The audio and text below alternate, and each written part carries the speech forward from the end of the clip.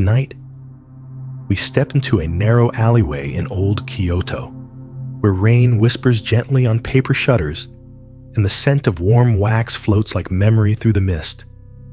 A single lantern flickers by a wooden door, its frame thin with age, its paper worn smooth by decades of light.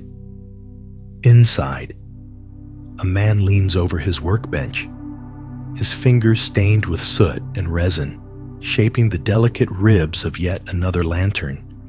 The flame he will place inside may be small, but it will travel far, casting quiet halos into the dark. So, before you get comfortable, take a moment to like the video and subscribe, but only if you genuinely enjoy what I do here. And if you're listening from somewhere special tonight, whether a mountain cabin, a quiet dorm, or a city apartment, leave a comment with your location and the local time. It's always peaceful to know where our tiny global lantern light is reaching.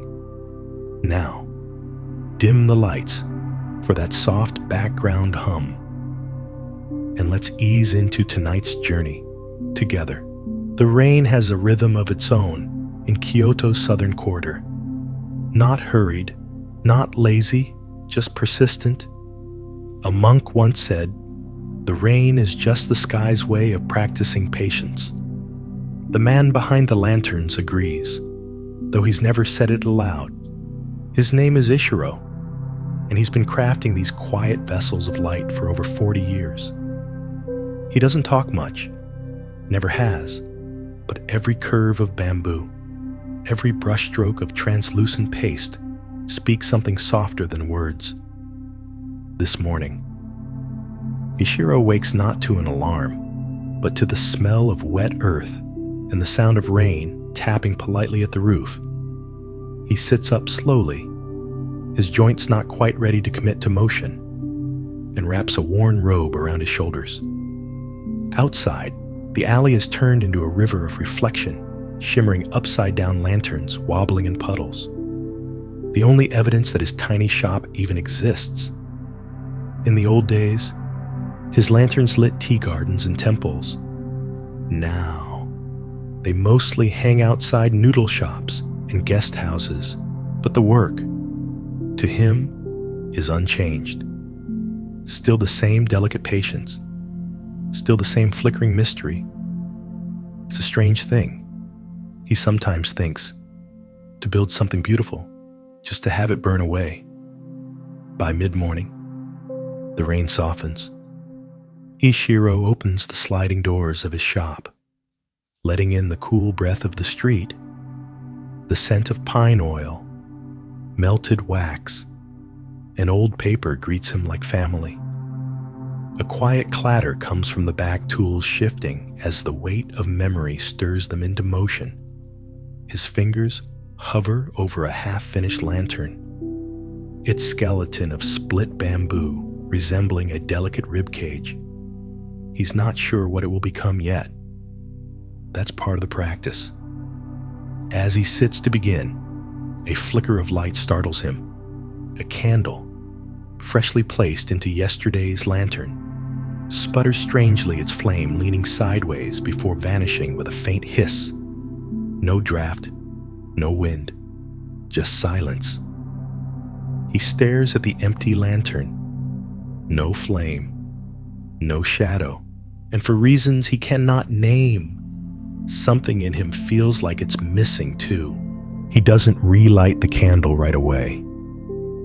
Instead, Ishiro leans back slightly on his stool and watches the lantern closely, as though the absence of flame might reveal something more meaningful than its presence.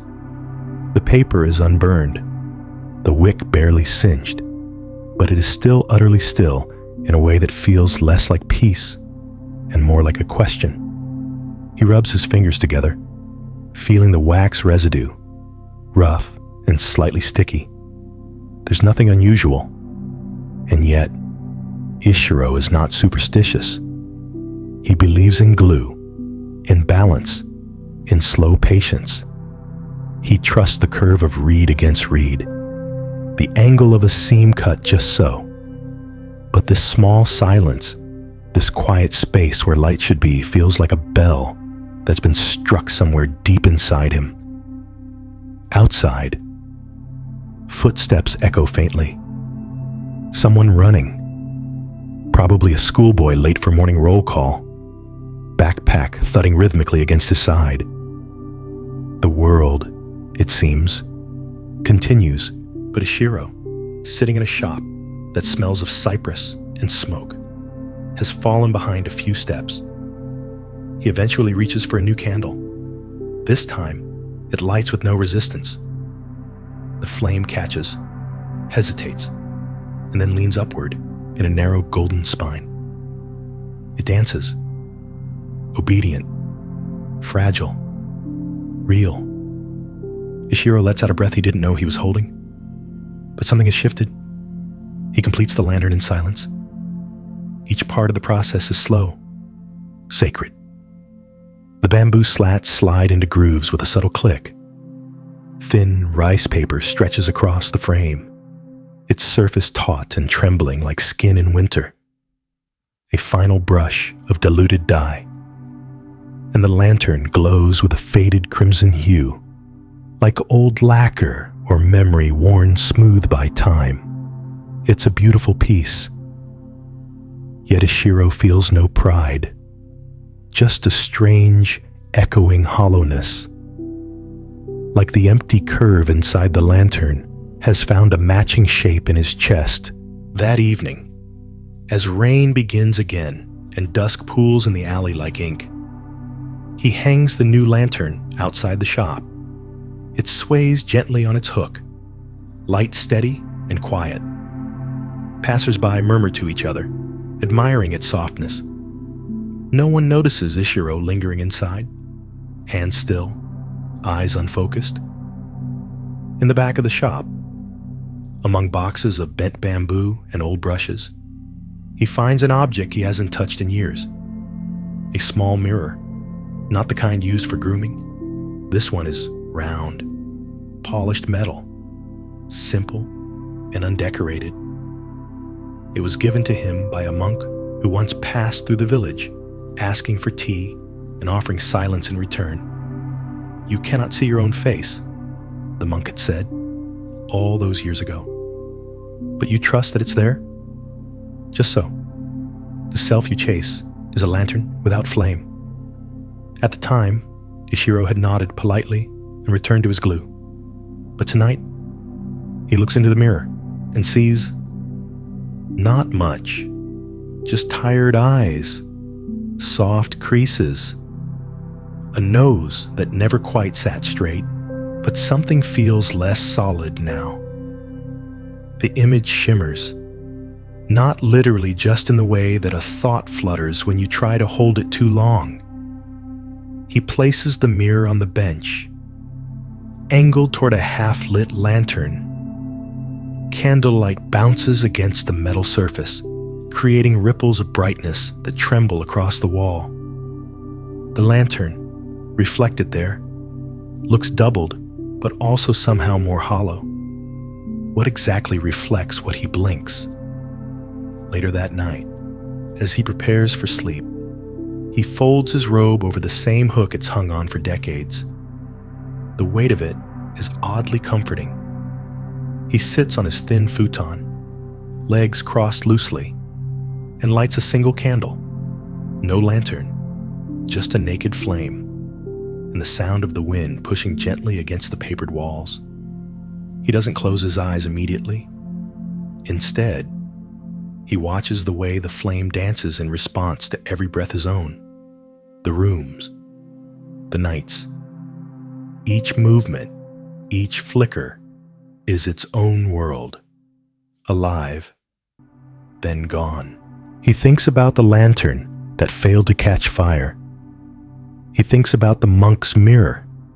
He thinks about the curve of a lantern, the way it surrounds emptiness, not to contain it, but to give it shape. He dreams that night, a rare thing. In his dream, he is standing in a field of unlit lanterns, thousands of them, suspended in the air like floating fruit. The sky is black velvet. Wind moves silently through the field, yet the lanterns remain perfectly still. He walks among them, feeling like a ghost. Then, from somewhere, a single spark appears, not fire, not electricity, just a warm glimmer, as if thought itself had become visible. It lands on one lantern. The flame catches. All the others stay dark. He looks down. His hands are made of paper. His chest is bamboo slats. Light glows through him. And then he wakes. At dawn. Kyoto is silver and hushed. Ishiro boils water for tea, standing barefoot on cold tile. His hands move mechanically, scoop, pour, steep, but his mind is still somewhere in the dream. That lantern field. The sensation of being hollow, but radiant. It disturbs him, in a way, not fear. Just a kind of questioning that doesn't point anywhere. Like hearing a song with no ending note. He sips his tea. It's bitter today. Before he opens the shop, he does something he hasn't done since he was 22. He removes all the lanterns hanging outside. One by one. Unhooks them, carries them inside. Some are his. Some were made by students. Others purchased from older masters now gone. The shop front, usually glowing with color, becomes a plain wall of wood and shadow. Then he sits and waits. By mid-morning, a few regular customers stop by. They glance up, puzzled, expecting to see familiar shapes above the door. One woman owner of a small tea house asks if he's closing. He simply shakes his head. Another man, curious, steps inside. "You still making lanterns?" he asks. Ishiro nods. "Well, where are they?" A pause. "Not ready," Ishiro says quietly. The man chuckles, unsure how to respond, and eventually leaves. The door closes. Silence returns, and the old lantern maker wonders, how do you know when a flame is real? Is it the heat, the light, or is it the way it changes what you see? That evening, he places one lantern outside. Just one. Not new, not elaborate. An old favorite, slightly dented, faded from seasons of rain and sun. He lights the candle inside, steps back, and watches. The light wavers, settles, and then, for a moment so brief, he questions it. He sees something in the flame. His own reflection? A shadow? No. Just the absence of anything needing to be seen. He smiles. Not because he understands, but because perhaps understanding was never the point. The next morning, the rain is gone, but the air still holds its echo, a kind of damp hush that makes even the birds sound careful. Ishiro wakes earlier than usual, stirred by a restlessness that isn't quite worry, but isn't peace either. He doesn't move right away, just lies there, staring at the ceiling of wood beams and paper panels, watching the way the morning light creeps in, slow and golden. He remembers the dream, not just the shape of it, but the feeling light blooming in emptiness, lanterns hanging weightless, and himself nothing more than paper and air. The clarity of it lingers, like the taste of something slightly bitter on the back of his tongue. Down in the shop, he boils water for tea and runs his fingers along the edge of a bamboo frame he left unfinished the night before. The shop smells of resin, charcoal, and last night's candle. His hands know exactly what to do, and yet he hesitates. It's at that moment he hears the footsteps light, quick, then pausing at the entrance. A shuffle. Then the door slides open. Standing there is a boy, maybe 13, maybe younger. His robe is a bit too short, and one sleeve has been clumsily patched. He carries a small satchel tied with twine. His hair is wet from the leftover mist. But what catches Ishiro most is the stillness in the boy's gaze. Not dullness stillness, as if he's already listened to the entire world and has nothing more to ask of it. The boy bows deeply. "I heard you were looking for help," he says. Ishiro blinks. He wasn't, but the words don't come to deny it. The boy's already slipping off his sandals and stepping lightly onto the wooden floor. "My name is Sota. No surname. No explanation. Just a name and the sound of the door sliding close behind him." For the rest of the morning, Sota moves through the shop like someone who's been there before. He touches nothing without permission, watches everything without judgment. When Ishiro teaches him to split bamboo slats, the boy listens silently.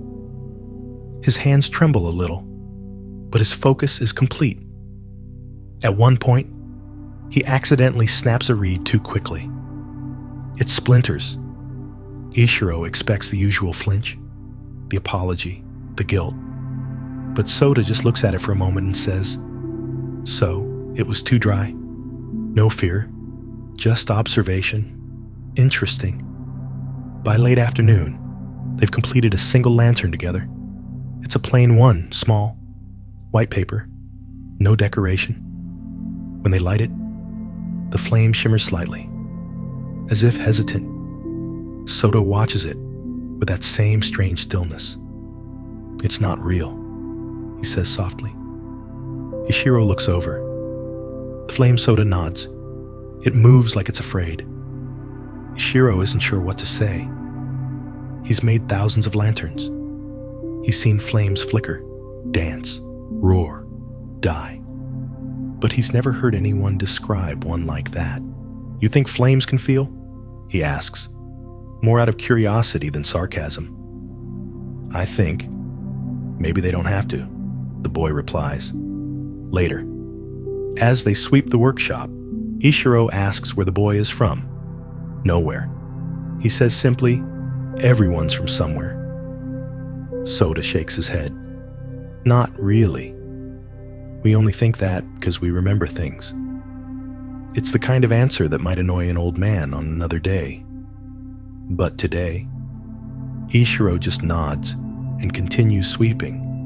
That night, after the boy has fallen asleep on a folded futon in the back room, Ishiro finds himself re-examining the lantern they built. The paper is smooth, the seams clean, but something about it feels nervous. The way the flame wobbles not from air, but from the inside, as though unsure of its purpose. He remembers the story of the mirror, the way light had trembled across it, refusing to choose a direction. The boy had mirrored that same energy, quiet, flickering, but not frightened, just undefined. The next day, Ishiro brings out one of his oldest tools, a silk press used for imprinting characters onto lanterns. He hasn't used it in years.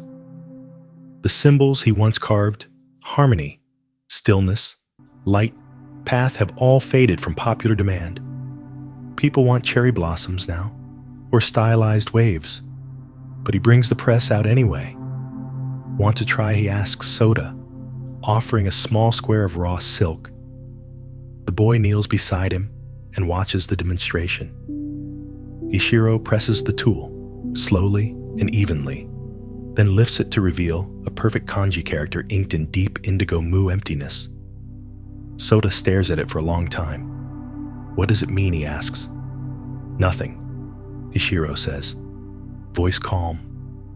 "And everything?" Sota tilts his head. "Isn't that cheating?" Ishiro chuckles.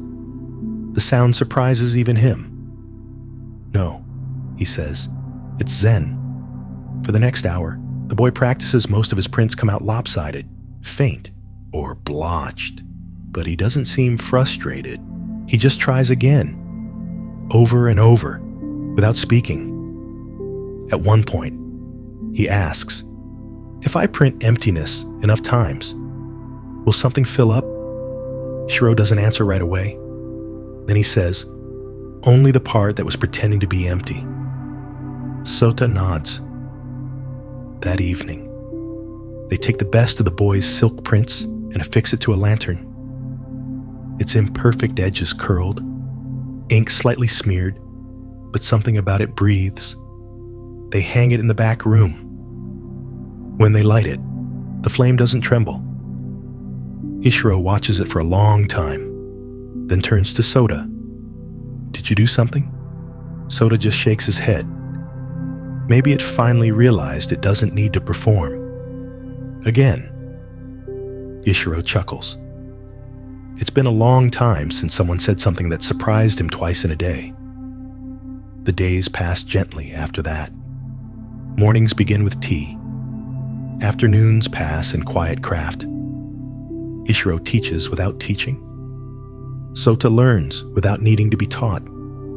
They speak little, and yet there's a conversation happening between breath, between footsteps, between the way one passes the brush without asking. Some evenings, they walk to the edge of the city and watch the lanterns float on the river offerings from nearby temples. Small prayers in drifting light. Sota always watches them until the very last one disappears. "You ever notice?" he asks one night. "How you never see your own lantern go out?" Ishiro thinks for a moment. Maybe because it never really started. Sota smiles faintly. "You're starting to sound like me." And Ishiro, quietly, feels something unfamiliar crack inside him. Not pain, just space. The kind that might make room for something else. The third week brings the festival. Every summer, the town prepares for it the same way children tracing dragons in chalk across stone alleys. Vendors lining the streets with steaming food carts, and strings of lanterns stretching between rooftops like golden bridges of breath. It's the kind of thing that would seem loud, if not for the undercurrent of reverence. In Kyoto, even celebration has a softness like laughter through silk. Ishiro has never missed a festival. Not out of joy, necessarily, but out of habit. He's always donated a lantern, a special one, not for sale. A gift to the river procession. This year, he's not sure he wants to. He sits with the idea longer than usual, fingers wrapped around his teacup, letting the steam blur his vision. Across the room, Sota is sanding a bamboo rib with methodical care, his lips moving silently, as if repeating something no one else can hear. "Have you ever made a festival lantern?" Ishiro asks. The boy looks up, shakes his head. "You'll make this year's," Ishiro says. Sota blinks. "But I've only just started." "Exactly." They spend the morning gathering materials. Ishiro lets Sota choose everything: paper, dye, even the frame size. He offers no instruction, only presence. Every now and then, he watches the boy's hands, curious, deliberate, not yet skilled, but already gentle. As Sota works, Ishiro slips away into memory. Decades ago, there was another festival lantern, the first he ever made. He remembers it in flashes warm laughter in a rented studio, the scent of ink, and the woman who leaned over his shoulder as he painted. Her name was Hana. She wore green often because she said it reminded her of stillness. They were both too young, too certain, too full of ideas. She loved his lanterns. said they looked like they were always on the verge of floating away. She left before the next summer. He never asked why.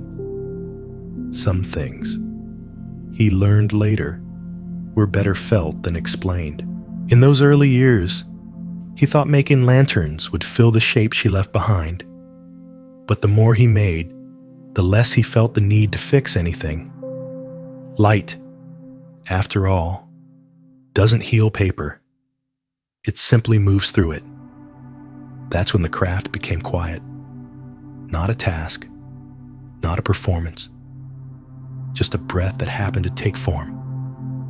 And now, this boy, this silent echo of something unfinished, is painting a flame where there was none before.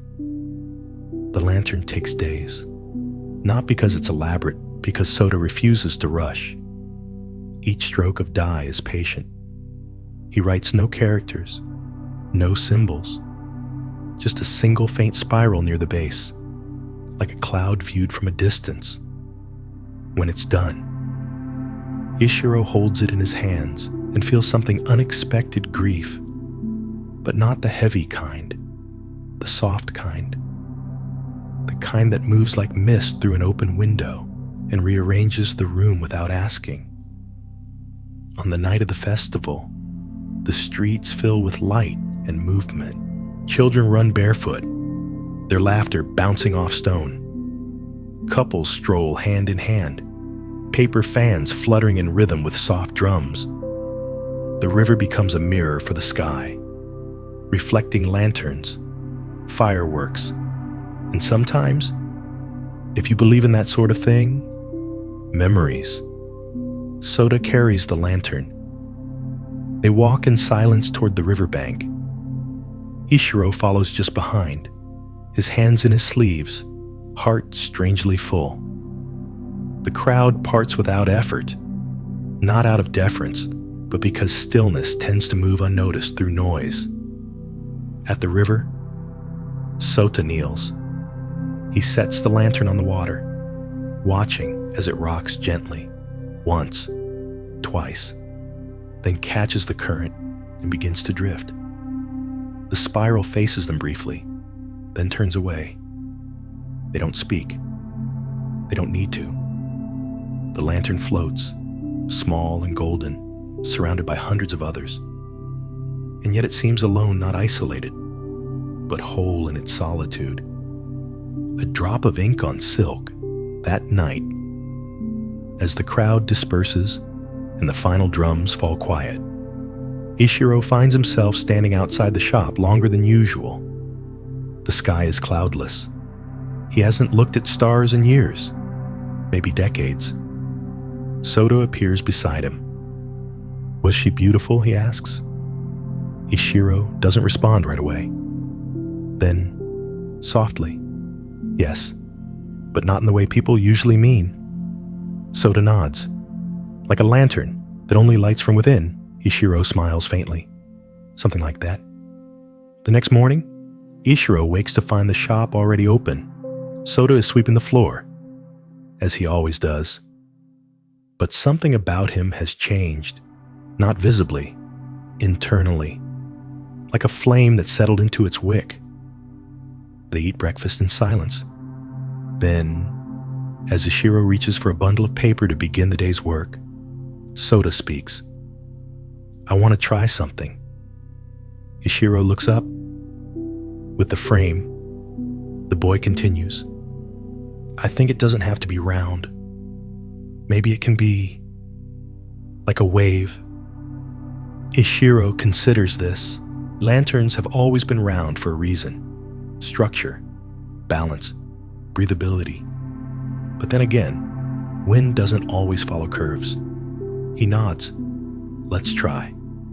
The new lantern is strange, beautiful, but strange. The ribs bend in a spiral, reminiscent of seafoam. The paper stretches awkwardly in places. It sags near the bottom.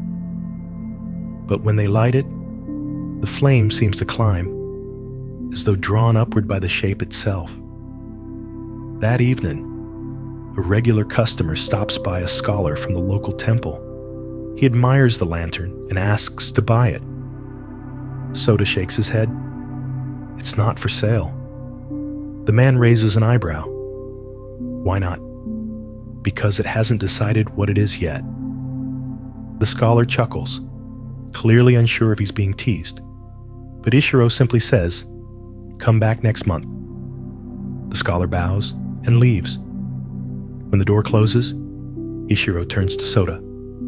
That was bold. Sota shrugs. Some lanterns don't like being owned. The days settle into rhythm again, but the rhythm has changed. Less instruction, more exploration. Sota begins experimenting dyeing paper with tea, embedding dried leaves between layers, even stitching 2 different fabrics together. Most of the results are failures, but beautiful ones. Every now and then, Ishiro finds himself just watching, not correcting, not adjusting, just witnessing. One afternoon, as clouds gather low over the city, Sota asks, "Do you ever wish you had done something else with your life?" The question is direct, heavy, but Ishiro doesn't flinch. No, never. He thinks for a moment. I used to wonder what it would have been like to be a poet, or maybe a woodworker.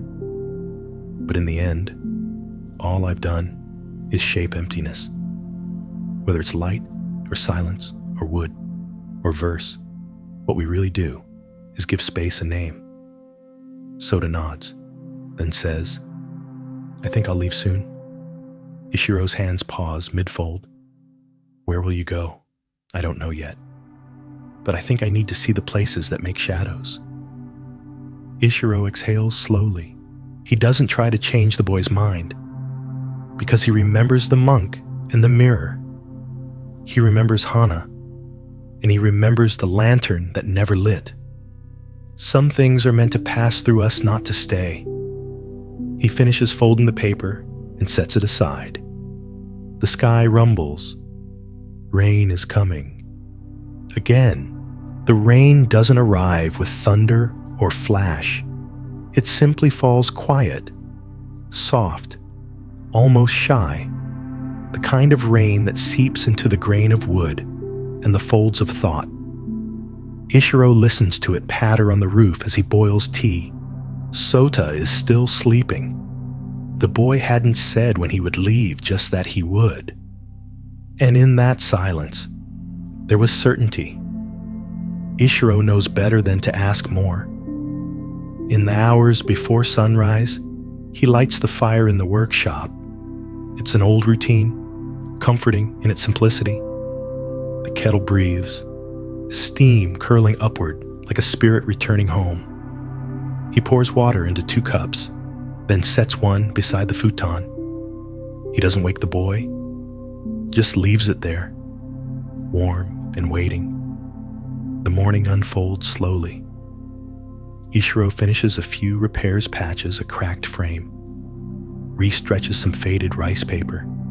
His hands move automatically, but his thoughts drift.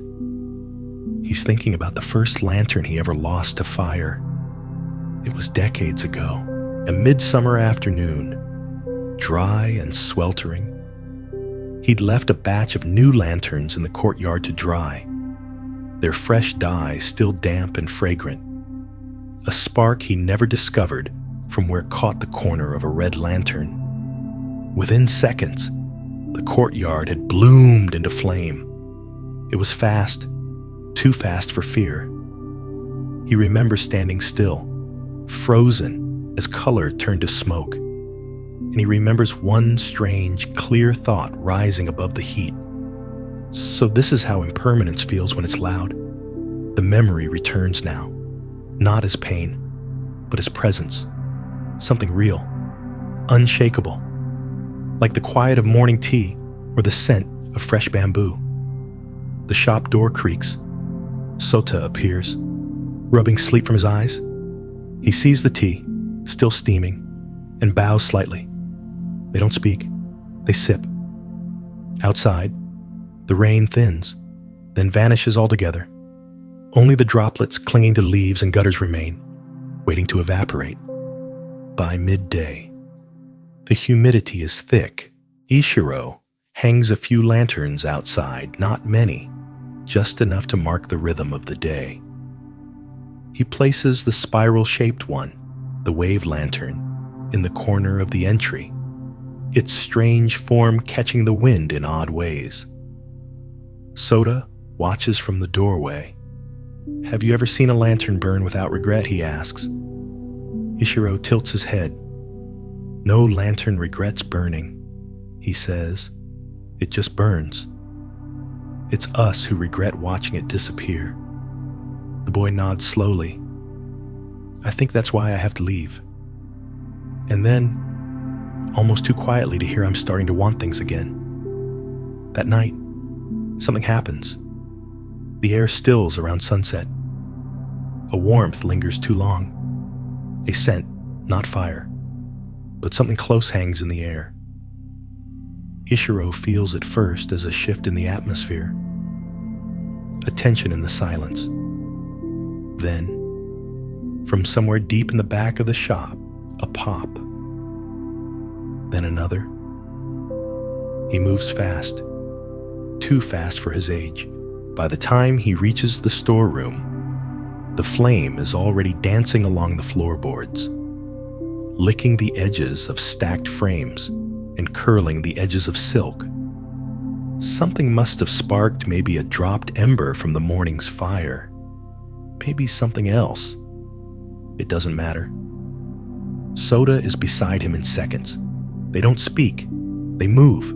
Buckets, rags, sand. Ishiro grabs a soaked cloth and beats down the flames while Soda smothers the fire's reach. The smoke thickens, stinging eyes, stealing breath. The lanterns closest to the shelves catch red, blue, yellow, all colors dying in quick, furious light. But they fight it, together. Eventually, the fire yields. Ash settles like snowfall across the floor. Soda coughs, eyes red, hair stuck to his forehead.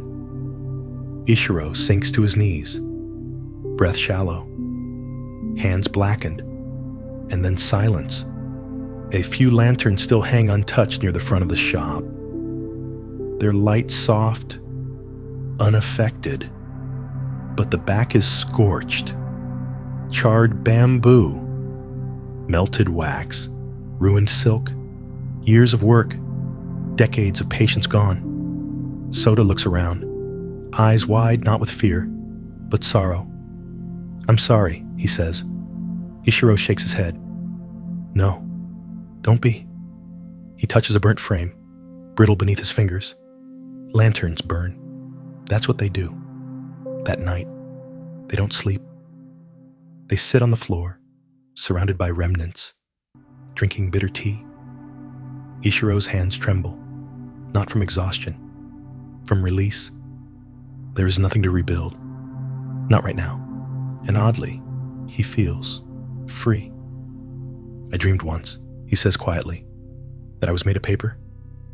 Soda looks up. "And when I lit up, I didn't disappear. I became light." The boy doesn't speak, just sips his tea. In the silence, something passes between them, something that cannot be said without disappearing. The next morning, the city feels different, brighter. Maybe it's just the smoke washed away by night wind. Soda packs his bag with few belongings, a pair of worn sandals, a thin journal, and one unfinished lantern frame. Ishiro doesn't ask where he's going. He simply ties a small bundle of food and places it beside the satchel. Then he says, "Come back when you forget why you left." Soda smiles. "I will." He bows once, deeply, and then, without drama or ceremony, he's gone. Ishiro doesn't watch him leave. He walks instead to the back of the shop, and the ashes are still there. But the air is clean. He kneels and picks up a fragment of scorched paper, part of a lantern side. It's blackened, brittle, but when he turns it in the light, he sees something. Ink, faint, but visible. The kanji for mu. Emptiness, still holding shape, still breathing. He laughs, not loudly, just a breath with a little music in it. Then, he stands. He opens the door wide, lets the wind inside, lets it move the tools, the silence, the stories. Let it move everything that still believes it is something. The days afterward unfold like silk unraveling quiet, loose at the edges, catching occasionally on old nails of memory. Ishiro doesn't rush to clean the back room. He leaves the ashes where they are for now. They don't bother him. In fact, he finds comfort in them, like shadows after lightning. They prove something real happened. Instead, he returns to the front room and begins again. Not from the beginning, just from where he is. The first lantern he makes alone is smaller than usual. Its paper is not perfect. There's a crease across the lower seam he can't iron out, but the frame is balanced. And when he lights the candle inside, it glows with a calm he hasn't seen before. Not from the lantern, he realizes, but from himself. There's no need to decorate it. No patterns. No symbols. It is enough to hold the light. Outside, Kyoto slides into late summer. The crickets return. The leaves begin their subtle shift toward ochre and rust. The alleys smell of grilled fish and temple incense, a blend of sacred and ordinary that defines the city. Customers come and go. Some ask about Soda, your apprentice. One says, the boy. He had clever eyes. Ishiro only nods. He's traveling now. He replies. Some ask if he plans to take on another apprentice. He says nothing, just smiles. Inside, the shop breathes differently. The walls, still a little smoky, seem warmer. The tools, once rigid in their storage places, now rest in odd angles, as if relaxed. He works slower, not out of age, but attention. One evening, he sits in the workshop and reads the journal Sota left behind. Only a few pages are filled, inked in crooked, careful handwriting. It isn't a diary, more like fragments, observations. One page says, the flame isn't trying to be seen. We just watch it until it forgets. Another, he doesn't know he's teaching. That's the only reason I learned. Ishiro closes the journal, places it in a drawer, then reopens the drawer and places it on the shelf instead. Some things shouldn't hide. The following week, he receives a letter, folded neatly, no return address. The handwriting is unfamiliar, but simple. Inside is a single line. There are lanterns now in Nara that bend like waves. He doesn't need a signature. He folds the letter and tucks it beside the journal. That night, the wind returns, not the kind that rushes in, a whispering breeze that moves through the cracks and corners, lifting corners of paper and hinting at rain that never arrives. Ishiro sits by the doorway. The shop is dark, except for one lantern glowing beside him. It's an old one, repaired a dozen times, patched and repainted.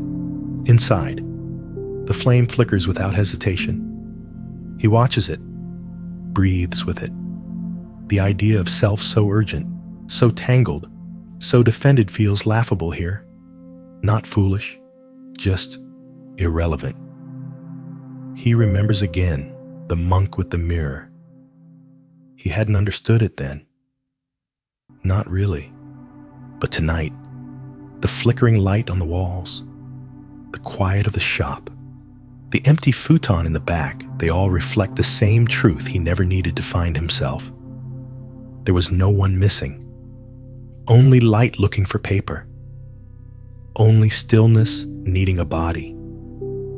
The next morning, before the city fully wakes, Ishiro walks to the river. He carries with him no lantern, no tools, just a single folded piece of white paper. He kneels at the riverbank, smooth stones pressing into his knees. He opens the paper and sets it on the surface. It floats barely, then drifts. No message written, no sender signed, just presence, letting go. Back at the shop, he finds a customer waiting, a young woman, perhaps 20, wearing a simple kimono and nervous hands. She bows too quickly and asks if she might learn how to make light float. He studies her. Not her age, not her clothes, just her silence. Then he nods and shows her the first step, not cutting the bamboo, not gluing the paper, but breathing with the space it's meant to hold. Wind down 500 words. And now, dear listener, the lantern is lit, the flame is steady, and the night has wrapped itself around you like a soft robe warmed by quiet memory. You've traveled far from the rain-slick alleys of Kyoto, past the careful hands of a lantern maker, through ash and silence, towards something softer than understanding. You felt the weight of stories that don't need telling. You've met a boy with no shadow, lit a fire that taught you how to release, and watched as impermanence so often feared became the doorway to peace. Maybe you, too, have tried to hold the flame, tried to name it, contain it. Maybe you've shaped yourself like a lantern, hoping to be useful, to be seen. But now, in the quiet that follows this long journey, something loosens, not a breaking, but an easing. Let your breath settle now, like old paper falling into its natural fold. Let your chest rise and fall without intention. Let your mind drift, not to solve, but to notice. The world doesn't ask us to be solid. It asks us to be present. You are not the lantern. You are not the light. You are the space that holds both and needs neither. So rest. Let the edges of thought blur. Let the flame inside you flicker without demand. There is nothing more to do, no more meaning to find. Only this, a soft hush in the distance. The memory of a wave-shaped lantern and the stillness of a shop where even silence is patient. In the next story, the sky is thin and pale above the Himalayan ridge, where breath fogs the morning air and the stars never seem to leave. You find yourself standing beside a boy barefoot, wrapped in layers of rough wool, a weathered crook in one hand, and a silence far older than him resting in his eyes. Around him, sheep graze on scattered patches of grass, their bells barely audible beneath the sound of the wind brushing against stone. His name is Tenzin. He doesn't know that yet, but he is already on a path that has no signs, no guideposts, only the endless rhythm of hoof prints and snow, and questions he's too young to form.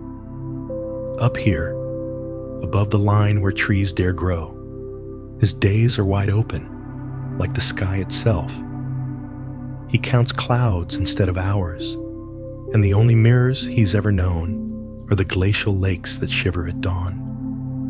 This is a boy who hasn't met a teacher, but who is already learning, because suffering, as the Buddha once taught, doesn't wait for a classroom. It comes in hunger, in cold nights, and watching your mother's hands grow thin from work. It visits through the bleating of a lost lamb, or the aching echo of your own loneliness in the vastness. Tenzin doesn't call it suffering, not yet. He simply accepts that some days are harder than others, that his father's breath no longer warms the tent, that the stars, no matter how many, can't fill the space of a vanished voice. But still, he walks. Every morning, before light touches the valley, he guides the flock to new hills. He listens to the silence between hoofbeats. He studies the flight of crows. He asks no questions aloud, but the mountain wind seems to whisper something back each time. And as you follow his footsteps now, you may feel it too, something just beneath the surface, waiting. In a world carved from stone and silence, he is about to encounter a teaching not written in books or sermons. It will come from loss, from a stranger with no name, from a night sky so quiet you can hear your own heartbeat asking why. And so it begins the soft unraveling of a boy's view of the world, one truth at a time. The fire that evening is small, just a few sticks, dry enough to crackle, but it pulls the chill back from Tenzin's hands. He sits with his knees drawn up, watching the flames curl like spirit fingers in the dark. The sheep huddle together nearby, quiet now, their bellies full from the meadows below. Above, the sky yawns into a velvet black, stars scattered like grains of rice across a lacquer bowl. He hears the soft crunch of snow before he sees anyone. The figure emerges slowly, walking with a kind of pace that pays attention to each step. No panic, no purpose, just presence. The man wears an old robe, patched and stained with dust, and carries nothing but a cloth satchel, in the quiet of someone who's forgotten how to hurry. Tenzin doesn't speak. He's been taught to let silence do the greeting. The stranger lowers himself to the earth, just across the fire, and nods not in hello, but in acknowledgement, as if to say, yes, the night is here, and we are both part of it. They share the warmth wordlessly for a while. The wind moves through the cedar trees just beyond the circle of firelight. Shadows ripple across the ground like ink spreading on wet paper. Eventually, the man reaches into his satchel and pulls out a small piece of flatbread. He tears it in half and offers a portion to Tenzin, who takes it with both hands, bowing his head slightly. Still, no words. Instead, the man picks up a stick and begins drawing in the dirt. A circle, then another inside it, then a jagged line running through both. Tenzin tilts his head. The man smiles softly, raises a single finger, and touches the edge of the circle. One, a gesture toward the sky. Tenzin watches, uncertain. The man draws a second line, wavy, like a river, and holds up two fingers. He taps his own chest, two, the heart, then a third mark, a broken line, interrupted like breath. 3 fingers now, and he places his hand over the flames. 3, fire and fading, and then, finally, he draws a straight line, firm, clean, balanced. He lifts 4 fingers, taps the earth, leaves his hand resting there. 4, the ground, the way. Tenzin blinks. He doesn't fully understand, but something inside shifts like a door, creaking open. He knows stories, knows patterns. What he's just seen is both and neither. Not a tale, not a warning, something else. The man points to the circle again, then gestures out toward the darkness, toward the wind, toward the boy himself. suffering. It's everywhere. He doesn't say it, but Tenzin feels it anyway. The man eventually lies back, resting on a bed of cedar needles, eyes open to the sky. Tenzin stays upright, staring at the shapes in the dirt, the four strange lines like silent chants. Somewhere nearby, an owl calls once. Much later, as the fire fades to embers, the man is gone. Tenzin looks for footprints in the frost. There are none. Just the shapes in the dirt. Still clear. Still waiting. 1, 2, 3, 4. He doesn't yet know these are the Four Noble Truths. That the Buddha once stood beneath a Bodhi tree and named them. That monks for centuries have studied them in temples carved from stone and silence. But Tenzin has felt them in a stranger's hand, read them in lines of earth, and maybe that's enough. Later, lying in his woolen blanket with a sheep curled nearby, he can't sleep. Not because he's afraid, but because something has been planted. A wondering, a weightless question. He watches the stars, remembering the silent man who seemed to come from them, and wonders if suffering is always the beginning. And if so, what comes next? The morning comes cold and slow. Mist weaves low between the hills like soft fingers brushing the earth, and the sheep wander cautiously into the wet grass, their breath fogging in the light. Tenzin moves among them with practiced grace, his crook tapping gently against stones, but his eyes keep returning to the place where the fire burned last night, now a blackened hollow in the frost. The lines drawn in the dirt are nearly gone, swallowed by dew. And yet, something lingers. He tries to let it go. Like all things one can't explain in the mountains. Strange dreams. Odd travelers. But when he glances toward the oldest goat in his flock, white-bearded and slow, affectionately called Amma, his breath catches. Amma limps. She doesn't eat, doesn't follow the others. Her eyes are dull, her body sunk like the earth is gently tugging her back. Tenzin kneels beside her. His hands run over her sides, feeling the frailty of her frame. No wounds, no signs of wolves, just something ending quietly. That night, he doesn't light a fire. He lies close to Amma, draping a blanket over her trembling body. He hums an old lullaby his mother used to sing, one that has no words, just a rising and falling like wind in the prayer flags. She closes her eyes and doesn't open them again. He doesn't cry right away. In fact, he doesn't speak. He just sits there, hands resting on her still side, as the moon rises and the stars flicker like tiny, uncaring eyes. By morning, the other sheep avoid her body, standing in a wide circle, as if death emits a scent they recognize but never discuss. Tenzin doesn't know what to do, so he begins to dig, not because anyone told him to, but because it feels like a way to stay present. His hands are numb. The soil is hard. He doesn't count the hours, only the breaths.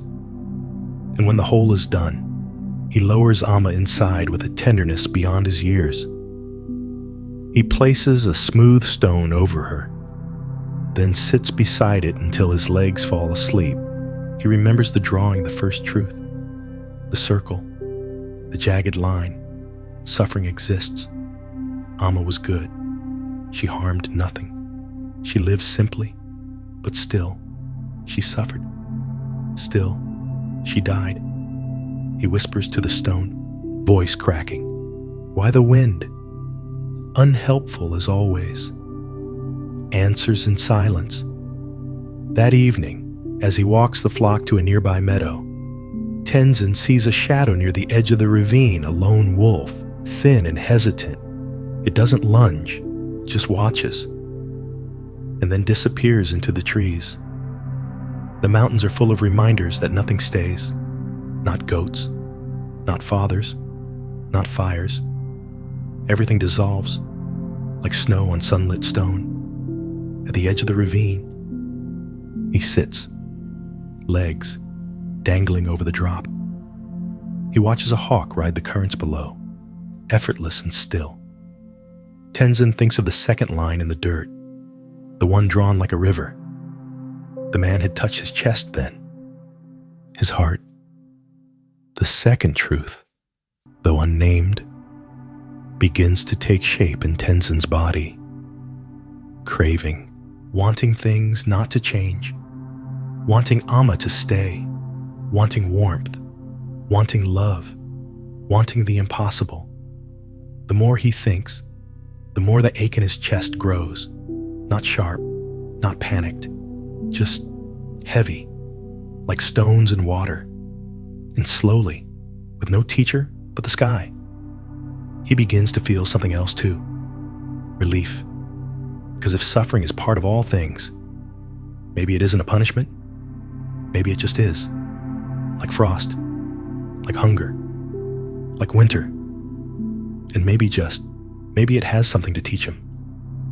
He lies back on the grass, arms outstretched, and lets the sky fill his eyes. The wind whispers. The sheep call softly, and Tenzin sleeps, one palm open beside him, as if waiting for an answer to land in it like a falling leaf. The wind changes. That's how it begins. Not suddenly, not violently, just a subtle shift, a new note in the air, like the beginning of a different song. The kind of change you only notice if you've been listening to the mountains your whole life. Tenzin notices. He stands at the ridge where Amma once grazed. Now, just grass and memory. The others munch nearby, unconcerned. The young ones bleat and bounce like nothing has ever died. But Tenzin feels something new inside him, quiet, soft-edged, but insistent, like a bell ringing beneath water. He's beginning to watch his own mind, like watching another sheep. It moves, it wanders. Sometimes it panics, sometimes it freezes, and sometimes it just wants warmth, wants his mother's laugh, wants the stranger to return and explain the rest. He remembers the second line, the one like a river. The wanting is like that, always moving, never full. He begins to notice the way he clutches thoughts, holds on to them too tightly. He wants the past to come back. He wants suffering to make sense. He wants the sky to speak to him, but none of it listens. And still he wants. It is on the third morning after Amma's death that the wind begins to howl. It rises through the cliffs like an animal, curling around the rocks, slipping under his blanket at night, brushing cold fingers down his spine. The sheep grow restless. They huddle close, bleeding into the storm. Tenzin builds a windbreak from stacked stones. He wraps himself in everything he owns and waits, watches, listens. Inside the howl, he starts to hear things, not voices, not exactly, more like echoes of thoughts he hadn't admitted yet. What if it never gets better? What if you're alone forever? What if suffering never ends? The wind seems to ask them all at once. And then just when his chest tightens enough that he thinks he might cry again, it stops. Stillness. And in that stillness, a breath. He hears it, feels it, and follows it. In, out, out. No past, no next. Just now. And in that place held by wind and rock and sky, Tenzin begins to understand the third line, the one drawn with a break in it, the one placed gently above the fire. That suffering can end, not by force, not by running, but by letting go of the clinging, the craving, the wanting for the world to be different than it is. The wind passes, the storm moves on, the sheep emerge blinking and hungry, and Tenzin laughs, not because anything is funny, but because laughter feels like what happens when something inside breaks and light gets in.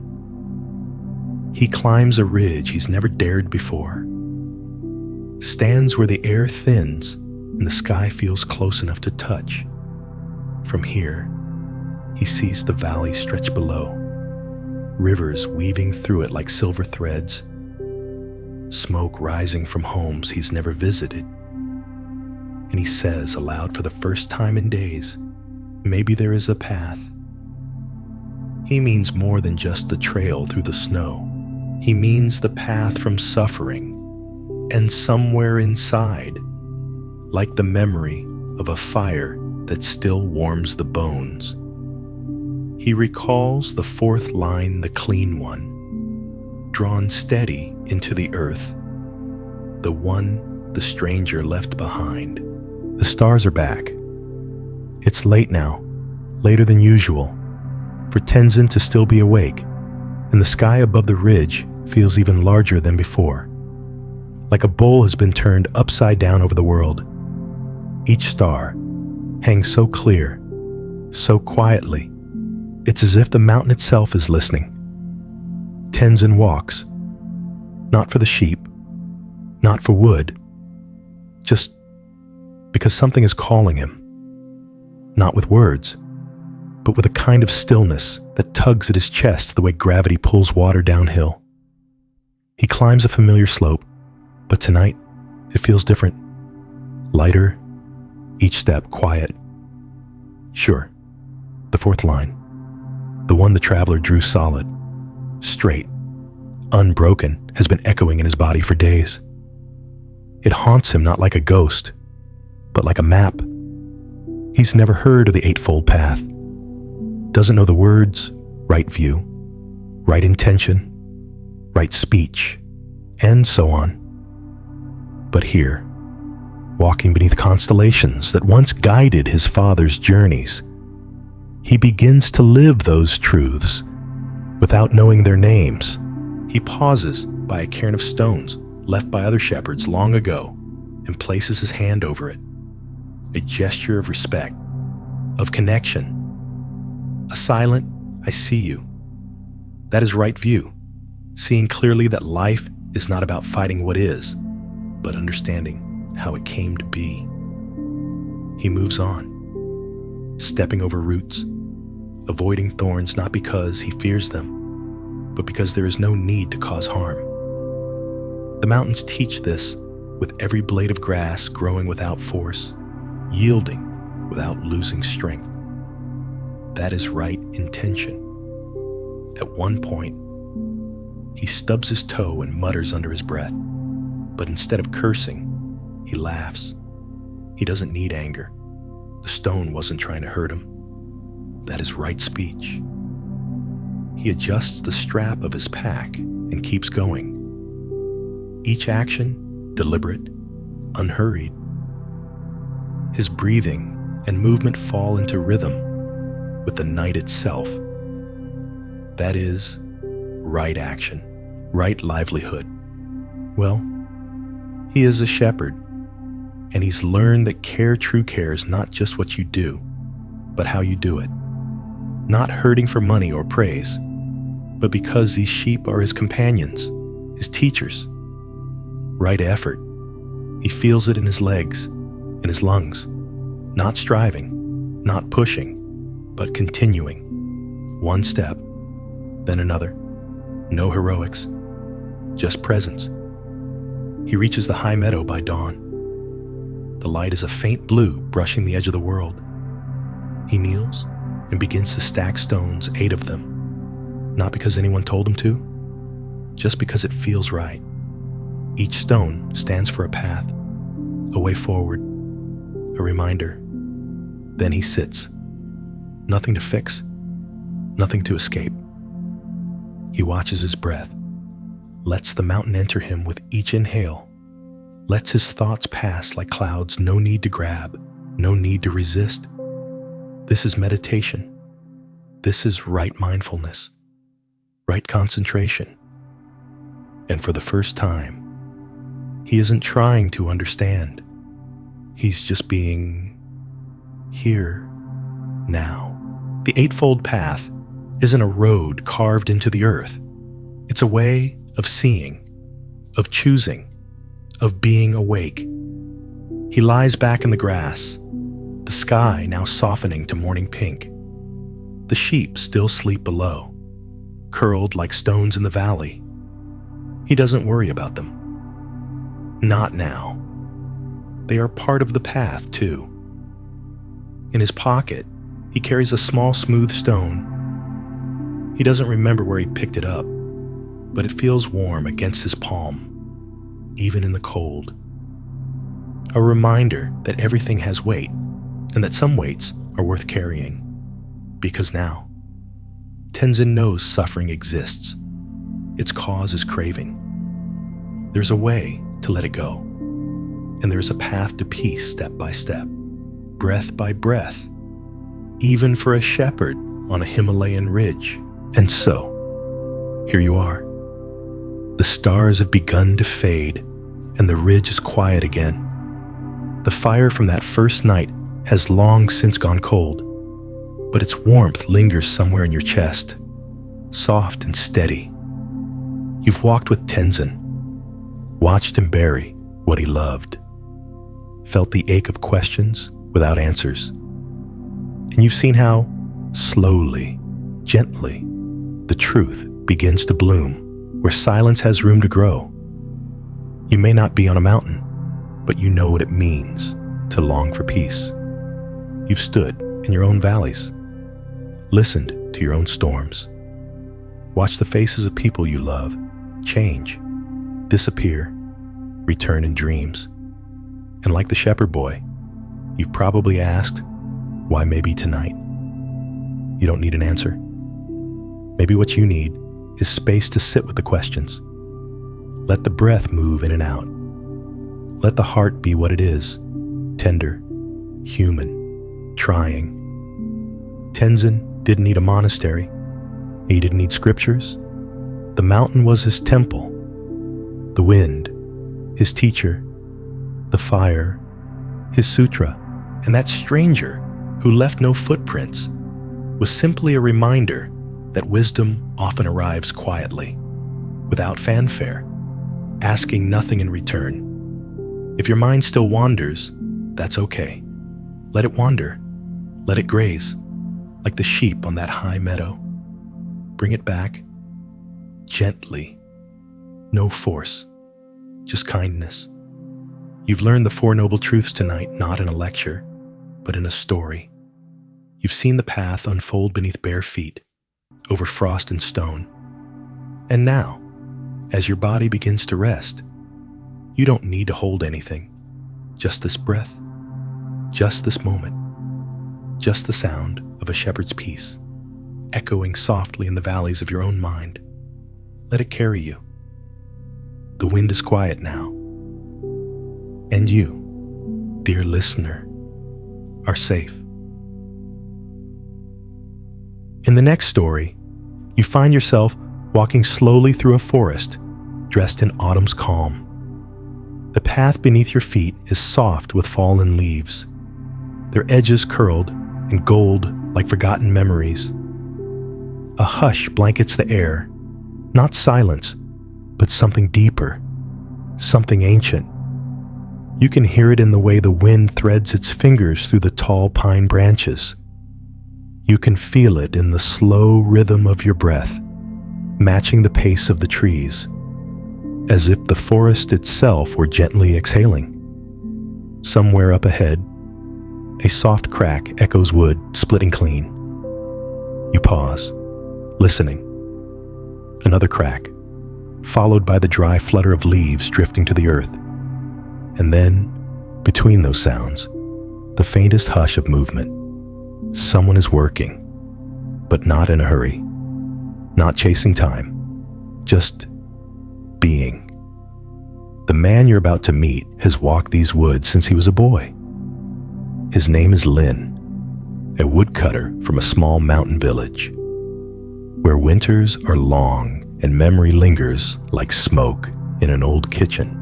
Today, like every day, Lin wakes before the sun.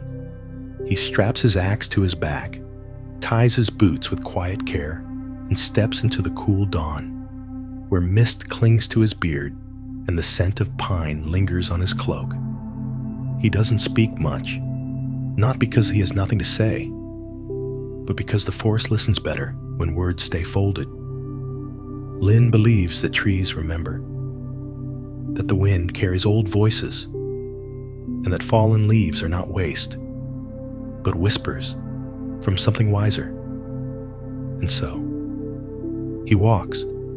The trees here are mostly pine and cypress, their trunks rising like pillars toward a faded sky. Sometimes there's the rustle of a bird, sometimes just the creak of his boots on the forest floor. But this morning, something's different. As Lin bends to pick up a fallen branch, a certain sound catches in his chest, not just in his ears, but somewhere deeper. It's the sound of leaves falling not dozens at once, but one by one. Soft, slow, and familiar. For a moment, Lin forgets the weight of the axe on his back. He forgets the load he came to gather. Instead, he stands still, eyes closed, because this sound, this quiet rhythm, it reminds him of her, his mother. She used to say that autumn wasn't a season of loss, but a season of remembering. That when the leaves fell, they weren't dying. They were simply returning. And suddenly, in the stillness of the trees, Lin is no longer a grown man with worn hands and weathered boots.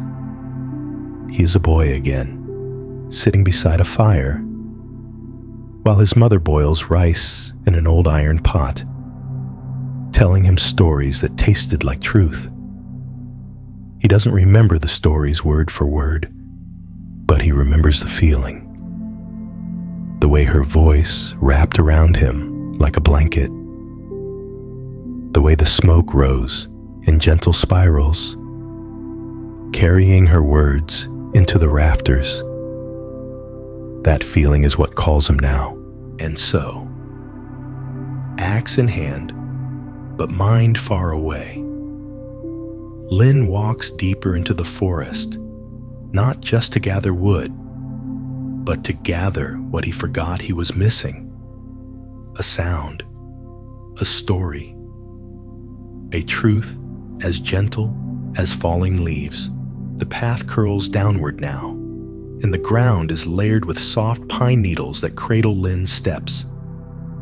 The forest breathes around him subtle, patient, unconcerned.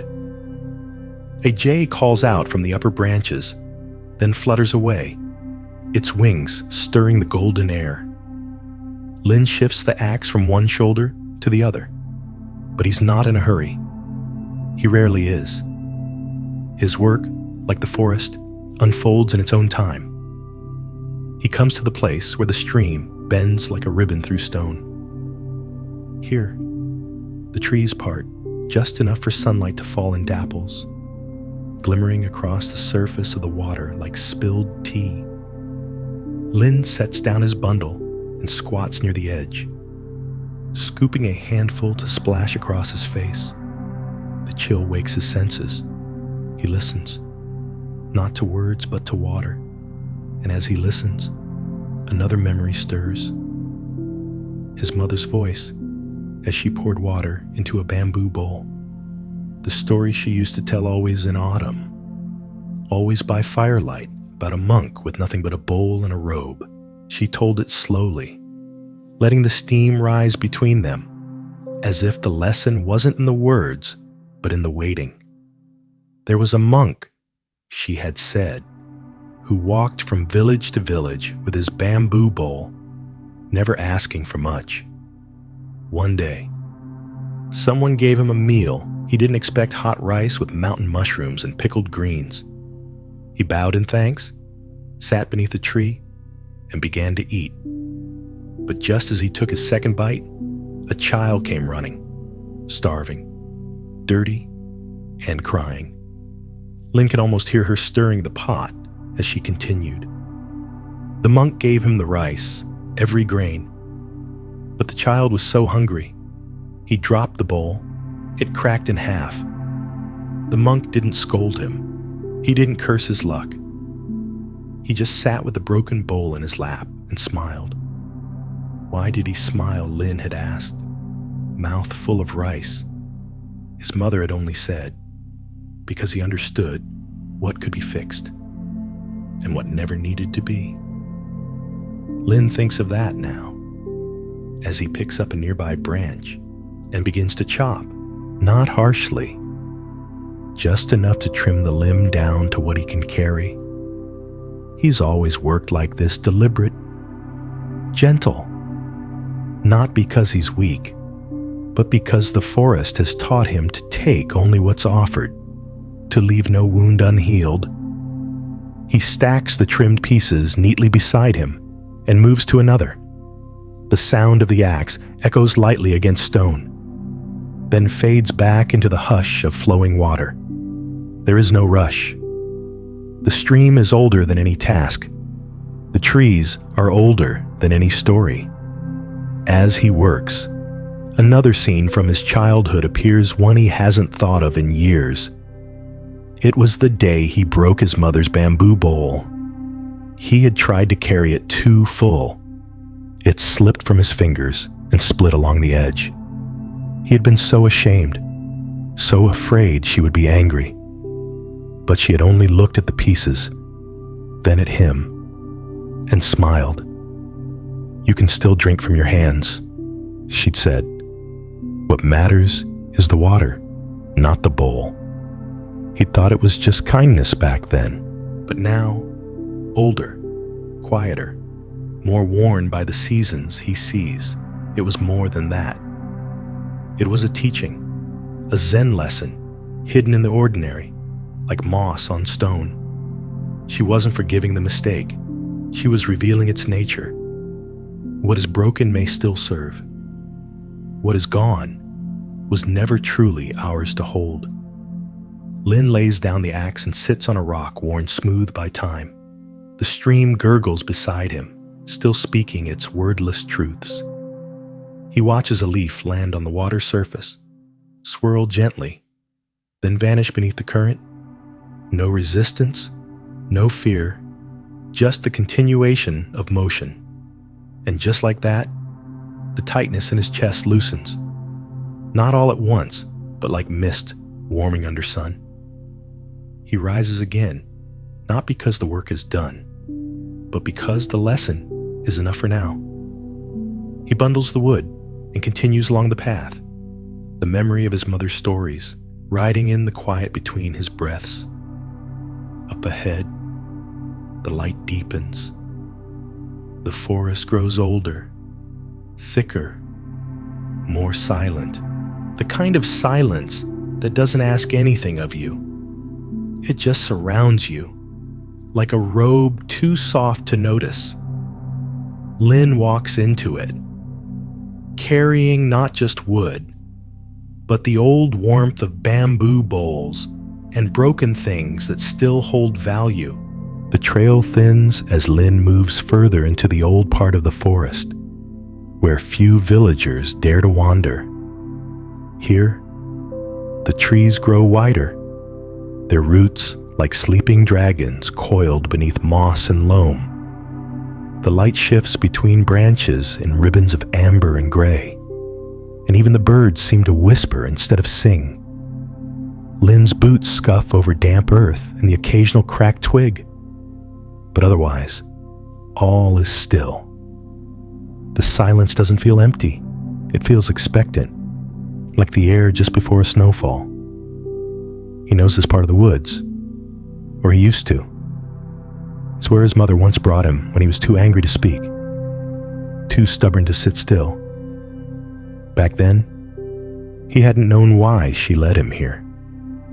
Now, he wonders if it was the only place quiet enough to hear a deeper truth. His bundle of wood rests lightly on his back, but another weight has begun to build, less physical, more familiar. A heaviness that settles between his ribs like a stone. The old ache, the one that comes when memories surface faster than breath. He tries to walk it off, but the forest doesn't let go so easily. Eventually, Lin comes upon a narrow clearing where the grass grows taller and the trees seem to lean in toward one another. In the center stands a bent figure hooded, leaning on a crooked stick, as still as one of the ancient stumps. The figure does not look up as Lin approaches. At first, Lin assumes it's just another tree until the figure speaks. Too heavy, the voice asks, soft and rough like bark. Lin doesn't answer immediately. The voice is neither male nor female, and it seems to come from the woods themselves. Not yet, Lin says at last, shifting the bundle on his shoulder. The figure chuckles. The axe, or the thoughts. Lin raises an eyebrow. I didn't say I was thinking. You didn't have to. The figure replies. Something in the air settles, like dust drifting to the floor. Lin eases his burden down and sits on a nearby stone. The figure remains still, unmoving beneath the folds of their robe. Once, the figure says slowly, a young man came to the woods to find firewood, but the more he chopped, the more he remembered regrets, fears, arguments he hadn't won, things he never said. Each log he gathered made his load heavier, not just with wood, but with the weight of the past. Lin listens, not moving. When he returned to his village, he collapsed under the strain. The figure continued, not from the bundle on his back, but from the bundle in his mind. Lin glances at his own bundle. The figure tilts their head. If you carry it too long, the mind becomes heavier than the hands. He almost smiles. Almost. Instead, he asks, what did the young man do? He left the wood. The figure answers, but kept the axe. Why? Because the axe reminded him he could still choose what to cut away. The forest creaks gently in agreement. A branch sighs overhead. Somewhere, a distant raven calls out and is answered by silence. Lin lets the words wash over him. Simple, clear, not preachy, just placed before him like water in a bowl. He thinks of all the times he's held onto things long after they've ceased to serve memories that don't teach, only wound. Regrets shaped like names he never said aloud. Angers that hardened in his chest like old sap. He looks at the figure again. What about sorrow, he asks, quietly. That, says the figure, is not for cutting, only for holding, briefly, like a leaf before it falls. Lin nods. There's nothing more to say. The figure turns, vanishing down a side path that wasn't there before, or perhaps it always was, hidden by the curve of the trees. Lin doesn't follow. He doesn't need to. Instead, he reaches into his bundle and takes a single log, sets it on the ground, then another, and another. He doesn't discard them all just enough to ease the strain. He shoulders the lighter bundle and moves forward. The axe he keeps. The trail narrows again, leading him toward a ridge he hasn't climbed in years. The air shifts, cooler now, touched with the scent of wet leaves and the faintest whisper of smoke like someone has lit a fire far off, preparing tea for a guest that may or may not arrive. Lin's pace slows, not from fatigue but reverence. He passes a gnarled maple tree, one he remembers from childhood. His mother used to say that tree bent because it knew how to survive storms. Stiff trees break, she once told him, but this one, it bowed, and so it lived. The wind rustles through its branches now, releasing a flurry of golden leaves that tumble through the air like soft-spoken truths. And Lin watches them fall, not with sadness, but with the quiet knowledge that nothing is ever really lost, only transformed. He continues on, the forest breathing behind him, ahead of him, within him, not lighter, not heavier, just more awake. The forest begins to darken not with night, but with the thickening hush of clouds. The golden tones of late afternoon retreat behind a soft, silver veil, and Lin instinctively lifts his hood. A drop of rain finds the edge of his brow, then another. The wind picks up, slow but certain, curling between the trees like a messenger with news too old to rush. He quickens his step. Not far ahead lies a place he remembers from long ago, a stone shrine tucked between two moss-covered boulders, half swallowed by ivy and thyme. His mother used to bring offerings there, a handful of rice, a folded paper crane, sometimes just her breath, stilled in prayer. As the first real wave of rain spills through the canopy, Lin finds the shrine again. It's smaller than he remembers, or perhaps he's simply grown larger, taller in bone, but smaller in certainty. He ducks beneath the low overhang of stone, shaking the water from his cloak and setting down his bundle of wood. The air smells of lichen and wet pine, of old incense and ash long cooled. A shallow niche in the rock holds the faded carving of a bodhisattva, its face weathered but kind. Lin sits. The storm rolls through the forest with a slow, wet rhythm, less fury, more lullaby. Thunder growls softly in the distance, but the trees do most of the speaking. Their leaves, saturated and heavy, whisper against one another, dropping like slow tears. He leans his back against the stone and lets his eyes rest.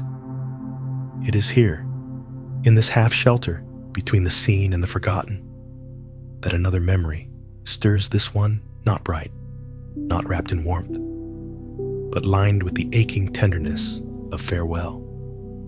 His mother's final days. He was still a boy, barely old enough to carry water from the well without spilling it. She had grown thin, her voice softer than wind. She didn't complain. She only asked him to sit, to listen. And one morning, as the first frost kissed the windows and the world felt wrapped in white silence, she whispered something he never truly understood until now. "Let the leaves fall, my son. Don't try to catch them." He had asked what she meant. She only smiled. And the next day, she was gone like a flame that extinguishes itself, not in struggle, but in stillness. For years, Lin carried those words like a weight. He thought she was asking him to forget, to move on. But now, sitting in the hush of the shrine, listening to the leaves and the storm, he realizes she wasn't asking him to forget. She was asking him to allow things to pass, allow sorrow to rise and fall without grasping at it, allow change, allow loss, because holding too tightly is what hurts, not the falling, but the clinging. The shrine stone holds the cold, and yet Lin feels warmth spreading from somewhere inside his chest, Not joy, not even comfort, but clarity. The Buddha once taught that suffering arises from attachment, not just to things, but to how things used to be. Lin thinks of the tree by the path that bowed in storms, of the broken bamboo bowl that still offered truth, of the traveler in the clearing who reminded him to choose what he carries. It all circles back to this rain, this silence, this breath. He reaches into his satchel and pulls out a small cloth bundle, an old habit he picked up from his mother. Inside is a rice ball, wrapped in a leaf, still warm from the morning. He places it in the niche beside the bodhisattva, not as an offering, but as a thank you. Then he bows, not deeply, just enough. The rain softens, the clouds begin to move on, and Lin rises. The forest glistens as he steps out from the shelter. Every leaf drips, every stone shines. The world feels rinsed, not just of dust, but of noise. He begins the climb toward the ridge, the last part of his path. The air fresh with petrichor and possibility. He carries his bundle of wood, but not the ache, just the memory, just the teaching. Let the leaves fall. He walks now, not as a man burdened, but as a student remembering the shape of his first lessons, those taught not in temples, but beside fires, over rice, with lullabies in the dark. And as he climbs higher, each step becomes softer, as if the earth itself is grateful he listened. The path narrows into a ridge sloped, uneven, and kissed with mist rising from the valley below. Lin walks carefully, each footstep placed with quiet attention. The bundle on his back sways gently, but it no longer presses him down. The air has changed. It's cooler here, sharper, tinged with the metallic scent of stones long exposed to wind and time. Above him, the canopy has thinned. Trees here are older, gnarled like wise elders. Their limbs stretch toward a sky that shifts between cloud and clarity. Patches of sunlight fall across the trail in trembling gold, moving with the rhythm of breeze and breath. And then, without warning, the ridge opens. Lin steps out onto a wide overlook, a ledge of flat rock that juts above the valley like a monk's outstretched palm. From here, the entire forest rolls away below him, a sea of swaying crowns, glinting with rain still caught in their leaves. The mountains beyond are softened by distance, their outlines blurred like the edges of a dream. Lin sets his bundle down. He does not speak. He does not need to. Instead, he lowers himself to the stone, cross-legged, and places his hands in his lap. Not in prayer, just resting, just present. Below, the wind sweeps through the trees. Leaves lift, then descend like feathers dropped from the breath of something much larger. They swirl in slow spirals before landing. Some are caught on branches. Others float all the way to the earth, but none resist the fall. He watches this, and finally, the words his mother spoke all those years ago settle, not in his ears, but in his marrow. The tree does not cling to what is past, and neither should he. He understands now that grief is not a wound to be healed, but a season to be honored.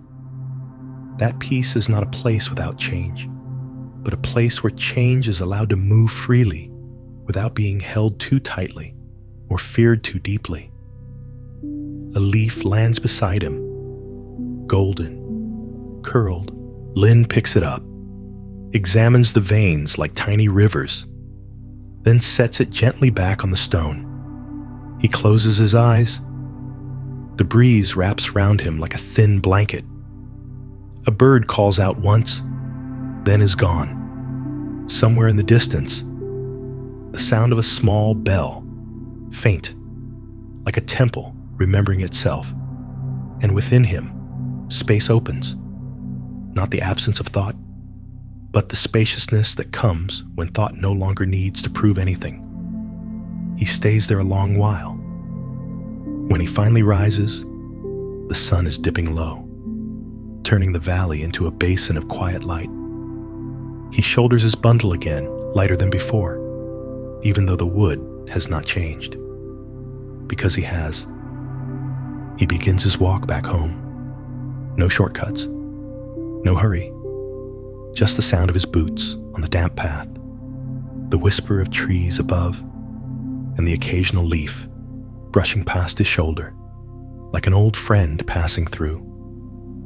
As he descends, everything feels both familiar and new. Each step carries the scent of pine. Each breath holds the warmth of firelight long faded. Each memory returns not as a weight, but as a companion. And in the quiet, the lesson hums. Let the leaves fall. Let the stream carry. Let the axe rest when it must. Let your mother's voice echo not in grief, but in gratitude. Because nothing truly ends. Not when it is remembered in stillness.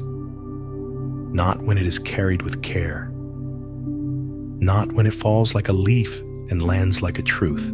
The path home stretches ahead, winding like thought, like breath. The light fades gently, not rushed. The trees bend, offering their shadows. The wind sings low, no longer asking questions. And you, dear listener, are there too. Maybe not in the forest, but somewhere nearby, watching your own leaves fall, softly, easily, without regret. Let them fall. Let the mind rest. Let this moment hold you, exactly as it is now. As night folds gently over the forest and the last of the light slips behind the hills, imagine yourself walking beside Lynn. No words are needed. You both understand what silence can teach. You breathe in, you breathe out. The world does not ask more of you than that. The trees sway above you, not because of force, but because they've learned the grace of yielding. Their roots hold steady while their branches let go.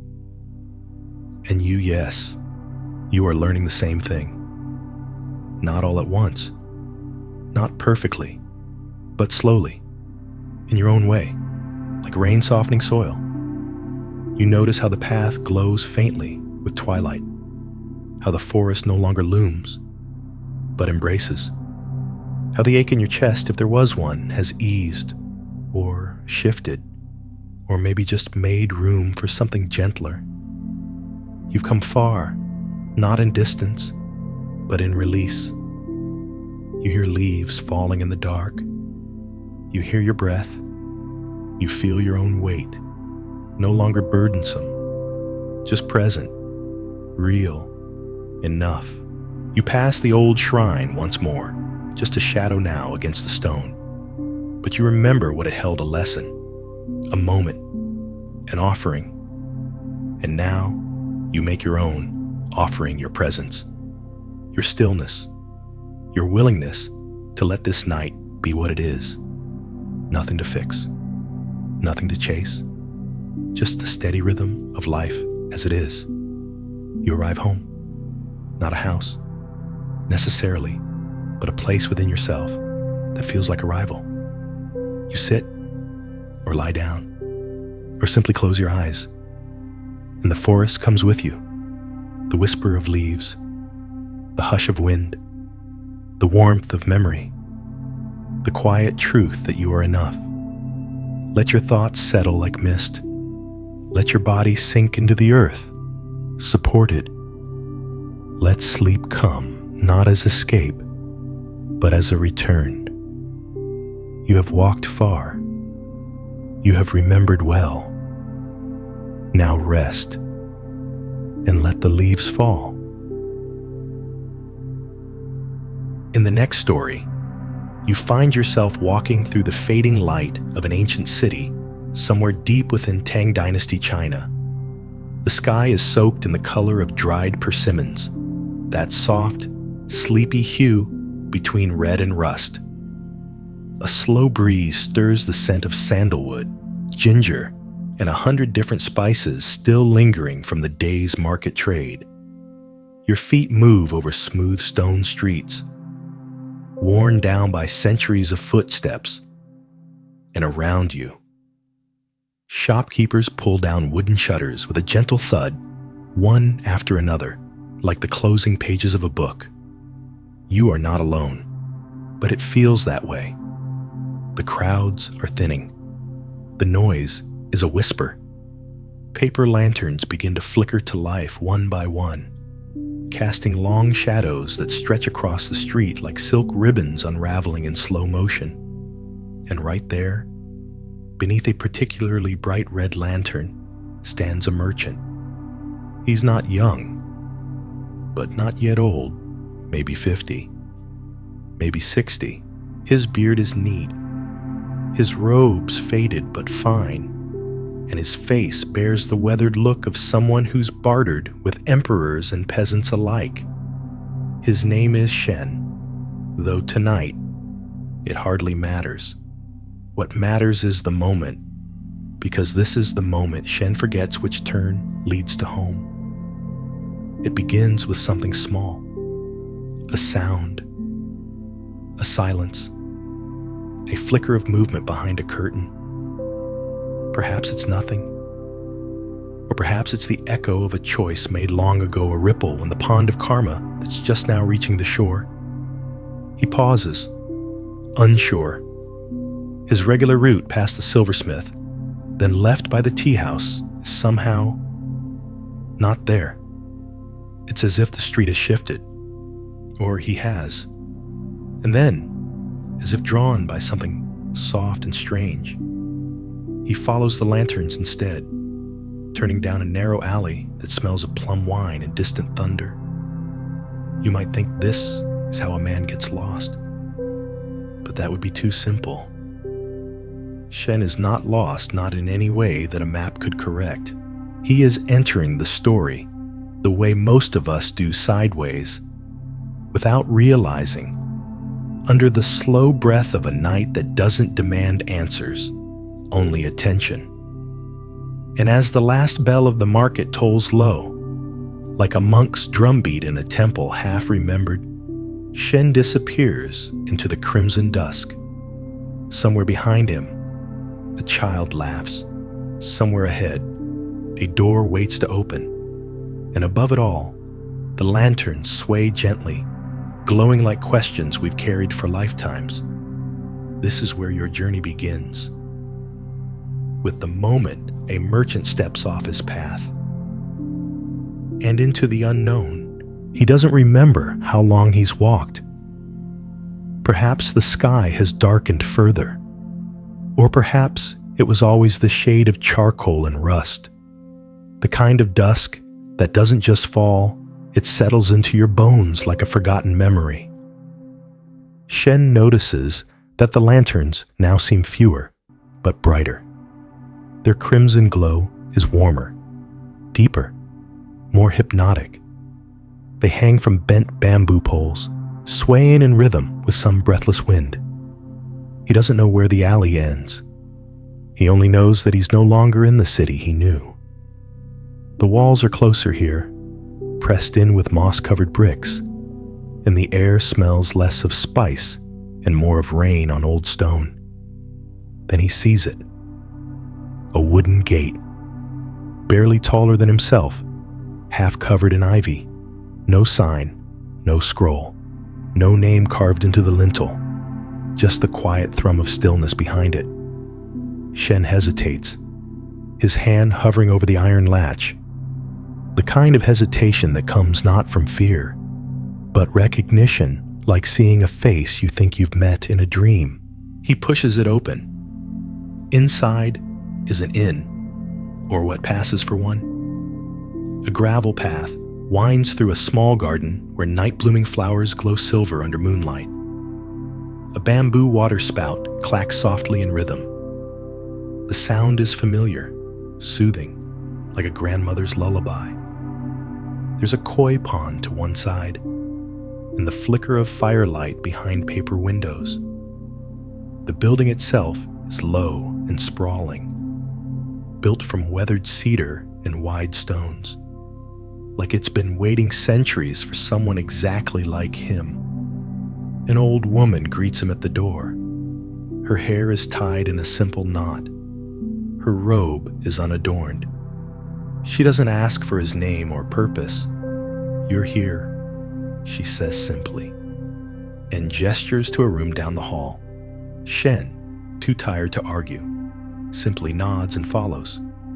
The room is quiet, lit by a single oil lamp, a small futon, a straw mat, a window that opens to the sound of cicadas. But the moment he sits, Shin feels it's something different. Not wrong, not right, just spacious. As though the walls were made of air and silence, not wood and plaster. There's a teacup on the table, warm, as if someone had just poured it. He picks it up. The tea is bitter oolong perhaps, but deep, earthy, with something else beneath it, something ancient. He sets it down. A voice speaks from the other side of the screen. "You don't remember being here?" it says, "but you've been here before." Shen doesn't answer. He doesn't have to. The voice isn't asking. The screen slides open with a whisper. A man steps in.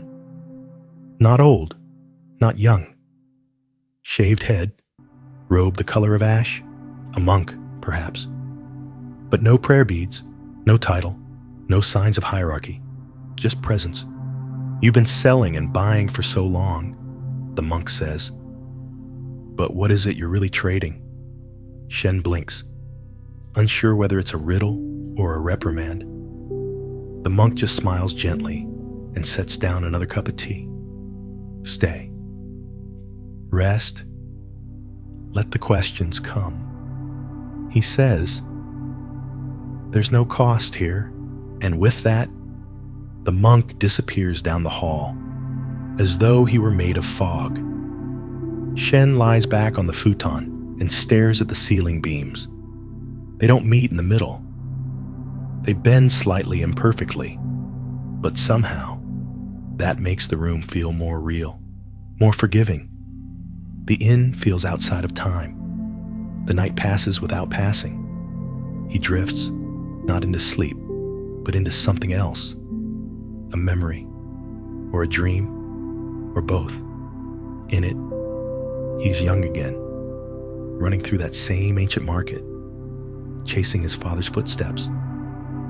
He remembers his father's hands, thick and calloused, always holding something, fabric, scrolls, ledgers, even as a child. Shen admired the way his father negotiated with a smile, a joke, a gift of dried fruit for the poorest customer. But he also remembers the weight his father carried when the market closed, the way he sat alone under a lantern, staring at the numbers that never quite balanced. "You must always win," his father once said, "or the market will eat you." Shen had believed him. And maybe, just maybe, that's where the forgetting began. Back in the inn, he opens his eyes. The cup of tea is cold now, but it still tastes the same bitter, earthy, complex. The old woman appears at his door again, but this time she holds a tray of steamed buns. Without a word, she sets it down. "Is this a dream?" he asks her quietly. She shrugs. "Only if you refuse to learn from it." And then she's gone, leaving behind the warmth of food and the curious echo of a truth he can almost touch. somewhere beyond the window. The moon rises higher. The garden rustles with night animals. A frog croaks once, then stops as if even it knows not to disturb the silence too deeply. Shen eats slowly, each bite filled with flavors he hasn't tasted since childhood. Mushrooms, sesame, and the faint sweetness of lotus paste.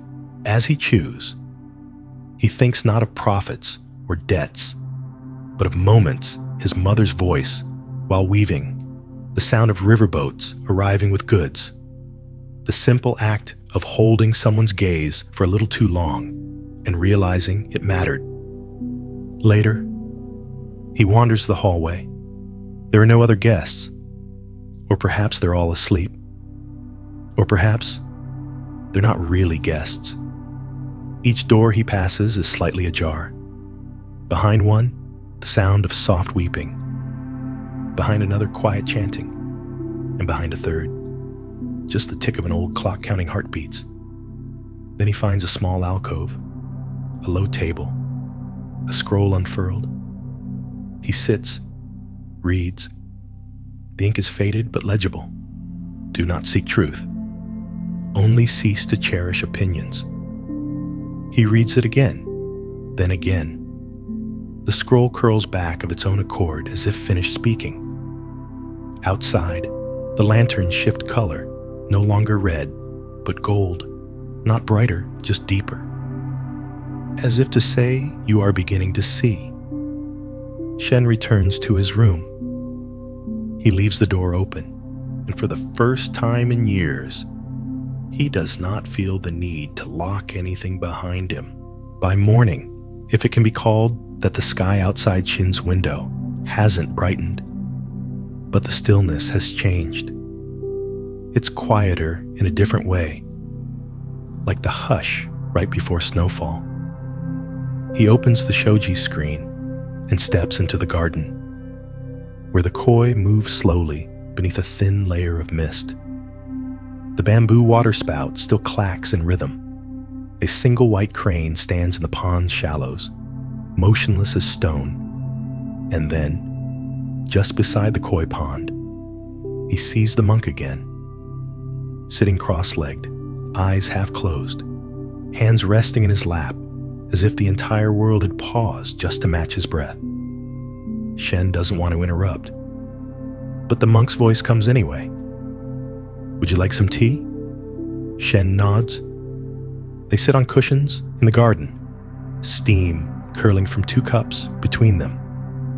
This tea, the monk says, is made from leaves picked by silence. Shen gives a faint smile. Is that another riddle?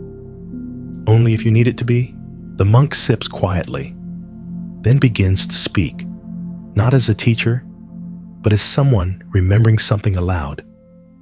There was once a merchant, he says, who believed his fortune was made from cleverness. He calculated every exchange, measured every ounce. But one day, a potter gave him a cracked bowl as change. Useless, the merchant thought. Yet for some reason, he didn't throw it away. He brought it home and left it on a shelf. Years passed. Business boomed. But one day, all his ledgers burned in a fire. His fortunes turned. The only thing left untouched was that bowl. And when he picked it up again, it sang. Shen waits. It sang. The monk smiles. In a way, it cracked again, and the sound reminded him of rain hitting roof tiles. That's when he remembered his mother, her voice, her singing during storms. The monk looks directly at him now. Sometimes what we keep has nothing to do with value, only memory. Shen looks into his tea. The surface is still. I dreamed of my father, he says, and of my mother. The monk says nothing, allowing space for the silence to answer first. I remembered her peeling lotus roots, my father scribbling columns. I remembered wanting more than they had, even when they gave me everything. The monk only nods. They sit like that for a long time, listening to the wind pass over the water, the faint creak of bamboo, the pulse of thought slowing in the quiet. Later, the monk walks him back inside to a different room, one he hadn't seen before. It's small, lined with scrolls, and in the center is a low table. Upon it, a single bowl. It's familiar. Shen leans in. His breath catches. It's his mother's bowl. Not just one like at the bowl. The glaze chipped the same way near the rim, the thin spider vein crack along the inside curve, the small, barely there thumbprint in the clay. He lifts it with both hands, gently. I left this behind 30 years ago, he whispers. When I first set out, she asked me not to forget her. I promised I wouldn't. Then I left this behind. The monk studies him. Did you forget her? No, Shin says. Voice suddenly dry. I forgot who I was when I was with her. And then something comes loose. Not grief exactly. Not regret. Just weight. A loosening. The monk bows and steps back. You've carried 1,000 things since then, he says. Perhaps now you can carry one. Shen holds the bowl as if it's made of breath and memory. And in that moment, he sees his entire life as a series of trades goods, services, names, goals. But this bowl was never traded. It waited. And now it's returned. That evening, Shen eats alone in his room. The same bowl now holds rice and ginger pickles. Simple, silent, sacred. He doesn't finish it all. He leaves a small portion and places the bowl on the windowsill, offering it to the night. As darkness thickens, a new sound drifts in bells. Not sharp temple bells, but soft chimes, like glass whispering across silk. And somewhere beneath them, the quiet song of boiling water. He steps out again, drawn by the sound. In the center garden, the old woman and 2 others he hasn't seen before are preparing tea beneath the open sky. A fire glows in a low brazier. A dozen empty cushions wait around them, but no guests appear. Sit, the woman says without looking up. You came for a lesson? Here it is. The tea ceremony is slow, intentional, nearly dreamlike. Every movement deliberate. The water is poured, the leaves settle. The steam spirals upward, caught briefly in lantern light before disappearing. The woman places a cup in Shen's hands. You have rushed every part of your life, she says softly. Drank everything too fast. Expecting results? Here, you will drink with your whole being. Shen nods. He drinks. The tea is floral. Yes, but underneath, there's something richer. Soil, fire, rain from long ago. It's not just flavor. It's time itself, brewed into warmth. A bird calls in the distance, then silence again. The monk joins the circle last, holding no cup. Do you remember the bowl, he asks. Shen nods. It was never empty. The monk says, only waiting for you to see what it held. And in that moment, the world around them doesn't disappear. It deepens. The garden becomes vast. The fire becomes ancient. The steam rises, like incense in a temple no longer bound to earth. And Shen, merchant of Tang, finally forgets to measure the moment. He simply lives it. Morning, if that word still applies, comes not with birdsong, but with a hush. A hush so complete, it makes the breeze feel sacred. Shen opens his eyes slowly, expecting the worn beams of the inn ceiling, the thin scent of cedar smoke, but instead, he sees sky. He's lying beneath a tree, How he got there, he doesn't know. Above him, branches stretch in silence, leaves trembling like prayer flags in wind. A rust-red canopy filters the light in shifting hues, and in the distance, a stream murmurs over stone. No city, no inn, just wilderness. He sits up. Next to him, folded neatly on a rock, are his robes, his merchant's robes, but not as he remembers them. They're simple now, dyed in a soft, earthy brown. No embroidery, no silk trim. His coin pouch is gone, but in its place rests a single wooden flute and a strip of parchment tied with twine. He opens it. When there is no path, the mountain carries you. No signature, but he knows whose hand it is. Shen walks barefoot along a mossy trail, his pack lighter than ever. There is no road, here only suggestion. The earth beneath his feet is soft, welcoming, the kind of ground that has known many footsteps and judged none. He follows the river upstream. Birds scatter through the canopy. A dragonfly hovers, then vanishes. Hours pass, or moments, it no longer matters. Eventually, the trail climbs, gradually at first, then sharply. Roots reach like fingers across his path, stones slick with dew. As he ascends, so does the wind, curling around his ears like an old friend whispering forgotten songs. Midway up, he stops. There's a figure seated on a flat rock. The monk again, or maybe just someone who looks like him. Time and distance blur now. The man gestures without turning. Take off your burden. Shen looks down. He hadn't realized he was still clutching the bowl. He sets it on the ground beside the rock. Not that one. The monk says gently. Shen looks deeper into himself, a tension behind the chest, a tightness in the jaw, the quiet worry. What happens next? Where am I going? Who will I be after this? He breathes in, he breathes out, and something falls away, not with a crash, but like fog lifting. The monk turns. Now climb. The summit is not what he expects.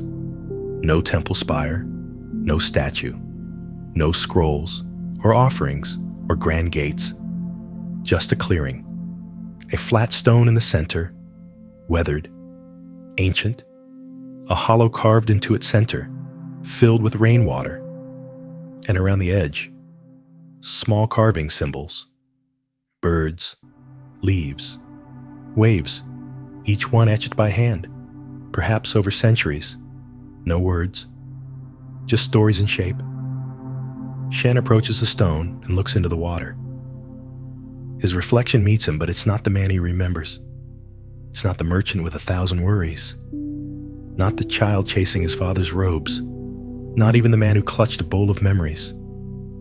This face is still, unburdened, not empty, just whole. Behind him, the monk speaks. This is the place where many forget what they came to find, because they start looking for something again. Shen turns, and if I've already found it, the monk tilts his head. Then you're free to descend. Shen laughs, softly. It surprises him. Or stay. You may, but not as someone looking for a place to stay. They sit together on the flat stone. Shen dips his fingers into the rainwater, watching the ripples stretch and soften. The monk closes his eyes. Do you remember the potter's cracked bowl? Shen nods. This mountain is like that, cracked by time. But it sings. They remain in silence. Then, as light fades into early dusk, Shen rises. Not because he must, but because the mountain no longer holds him. He walks back down barefoot. The path feels familiar now, not because he's traveled it, but because he's stopped needing it to be new. Every step is a friend, every sound a guide. At a bend in the trail, he finds something strange, a tree stump with a scroll nailed to it. No ink, no words, just the scroll, blank, but it flutters as he passes. And somehow, it says exactly what he needs. At the base of the mountain, a stream crosses the path. He cups water into his hands, drinks slowly. A frog blinks at him from a rock. Across the water, a village he does not recognize waits. It's not the city. It's smaller, quieter. Children run barefoot through courtyards. An old woman sweeps dust from a stone altar. Lanterns sway in the breeze, but they're white this time, not crimson. He walks in. No one asks who he is. He doesn't explain. He simply offers his hands. At a weaving stall, he helps carry bundles. At a well, he helps pull water. At a shrine, he lights incense and bows not to pray for gain, but to honor what has already been received. And one night, as stars bloom in the sky like flowers with no stems, he sits beneath a fig tree, alone, but not lonely. A child approaches. "Are you a monk?" Shen smiles. "Not quite." "A teacher?" "No." "Then what are you?" He thinks for a long while. "I'm someone who forgot something, and then remembered." The child nods as if this makes perfect sense. She hands him a flower with missing petals. And it is, somehow, the most complete thing he's ever held. The days pass like water, without struggle, without noise. Shen remains in the village, not as a guest or stranger, but as someone who simply is. He carries wood, he stirs soup, he sits quietly when people cry, and smiles when they don't know why they're smiling. He does not speak of the mountain. He does not mention the inn with no name, the monk with the fire-colored eyes, or the bowl returned from memory. Those were not stories for telling. They were stories for living. One evening, during the Festival of Ghosts, lanterns are lit and floated down the river. Shen stands by the bank with the villagers, the flame of his lantern flickering in the soft wind. He holds it for a long moment longer than the others before placing it on the water. As the light drifts away, he bows for his father, for his mother, for the child he once was, for all the selves he outgrew or abandoned along the road, and for the version of himself who thought arrival meant accomplishment. Now he knows better. Later that night, Shen returns to his room, a simple space above the tea house, walls thin enough to let in the sound of wind and owls. The floor creaks, the lamp flickers, and he moves slowly, deliberately. But something on his table stops him. A bowl. The bowl. Again. But this time, filled with nothing but still water. And beneath it, a note, in the old woman's handwriting. All things return to those who can let them go. He lifts the bowl, drinks the water, sets it back down, and laughs. Just once a low sound, soft as the final page of a story folding itself closed. He doesn't question how it found him again, because now he understands it never left. One dawn, Shen leaves the village, not because he's seeking, not because he's fleeing, but because the path opens and he trusts it. He walks through fields of mist-laced barley, past trees that hum with unseen bees, past a shepherd boy who doesn't wave but watches with eyes full of knowing. the kind of knowing only children and mountains possess. In the distance, a forest. He enters it. The canopy swallows sound. Light breaks into golden fragments. The air smells of pine and damp leaves. There, he finds a clearing. Not planned, not marked. Just there, and in the center, a stone bench. He sits, lets the silence stretch. A breeze picks up, curling around him like smoke, then fading into stillness.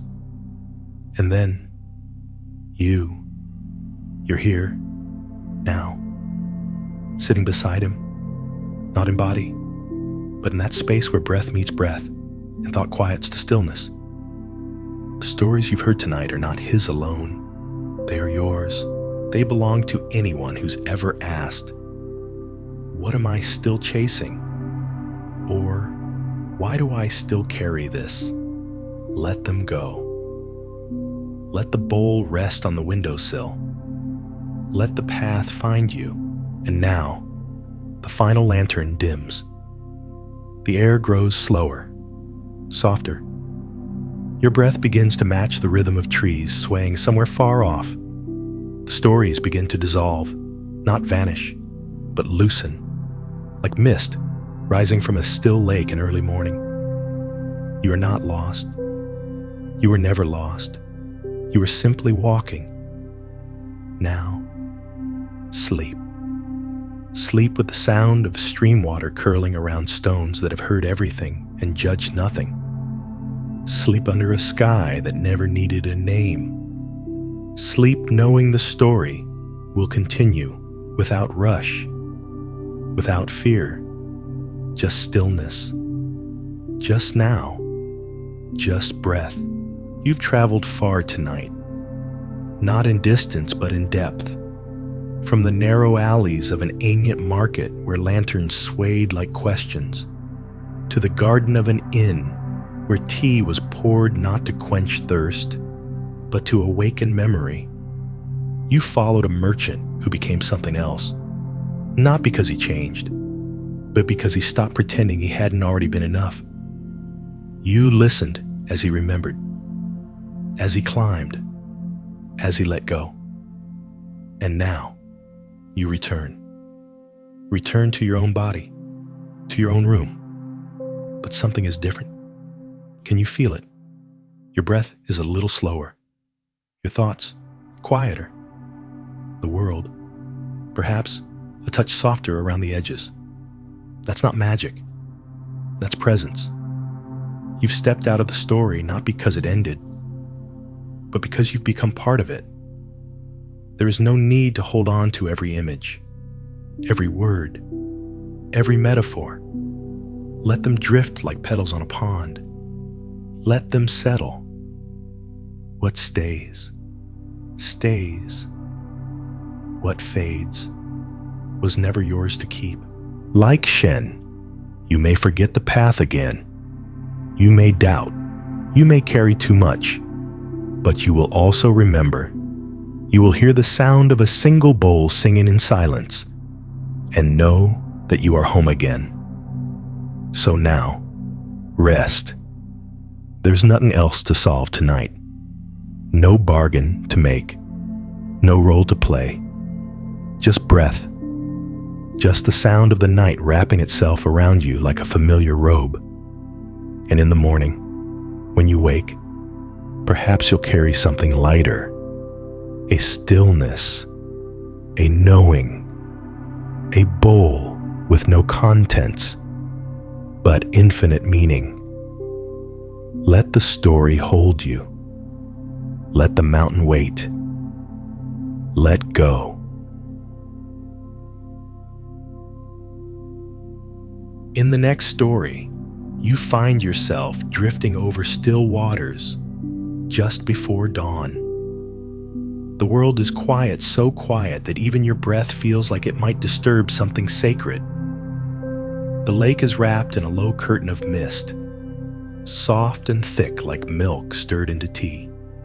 Somewhere far off, a heron lifts from a reed bed with a slow flap of wings. the only sound in a world made of silence and gray. You are not alone on this lake. There's a fisherman here, an old one, shoulders bent like tired oars, hands calloused and cracked from years of rope and salt. His name is lost to time, perhaps even to himself, every morning. Before the sun fully lifts its head, he rows into the mist not to catch fish. Not always, but because the silence speaks to him in ways the village never could. His boat creaks gently under his weight. The wood is old, patched in places where memory and salt water have worn it thin. He does not rush. He never has. Out here, time forgets itself. And so does he. This morning, though, something is different. The mist is heavier, more insistent, like a curtain that refuses to rise. And last night, he dreamt of a voice, not a loud one, not even one with words, just a presence gentle, but unrelenting, whispering something about not being who he thinks he is. He does not tell anyone about the dream. Fishermen don't talk about such things. They talk about tides, about nets, about the price of carp. But still, as he dips his oar into the water, the image clings to him like dew on his sleeves. The lake, for all its calm, holds many things. Stories sunk beneath the surface, echoes caught between the reeds. And sometimes, just sometimes, it reflects more than it reveals. Today, that thin veil between seeing and understanding may lift. The boat slides forward, the mist thickens, and you, dear listener, are here to follow him. The fisherman doesn't notice. At first, when the oar slips from his hands, it's a quiet moment, so quiet it nearly doesn't happen at all. One moment, he's rowing through the mist, and the next, his fingers brush nothing but air. The wooden oar makes a soft splash, then disappears into the white like a memory slipping underwater.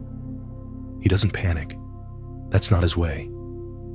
After so many years on the lake, he knows that panic has never saved anyone.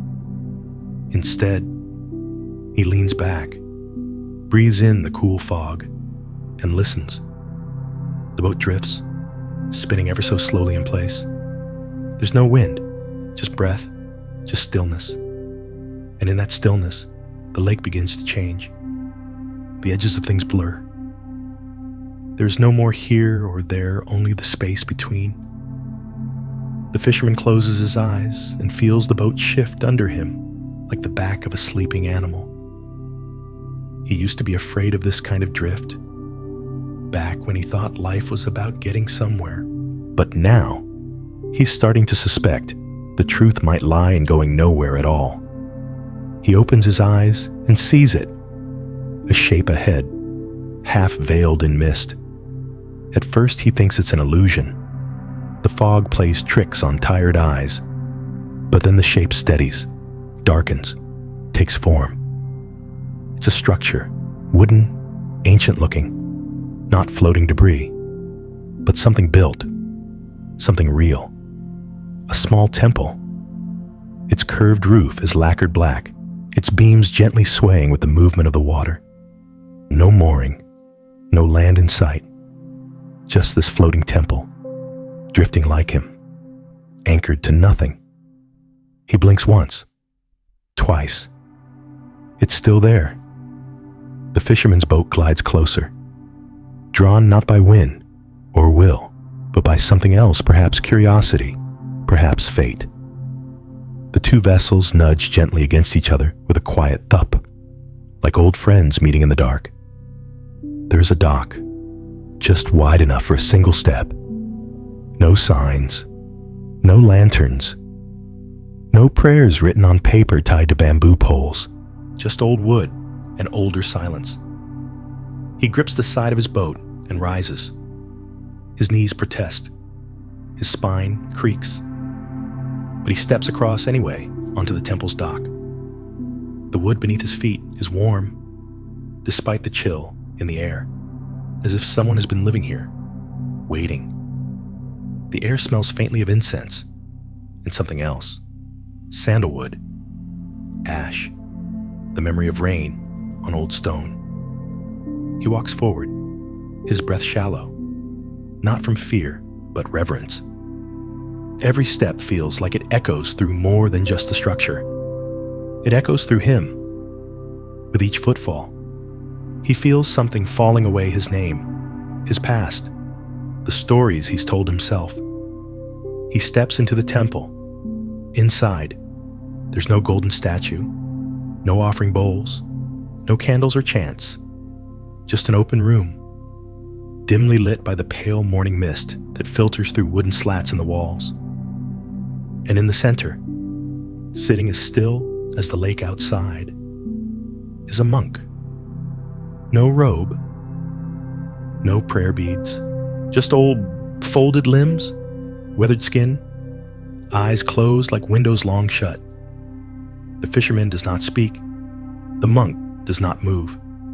They simply sit, two strangers, one silent breath between them. Time softens.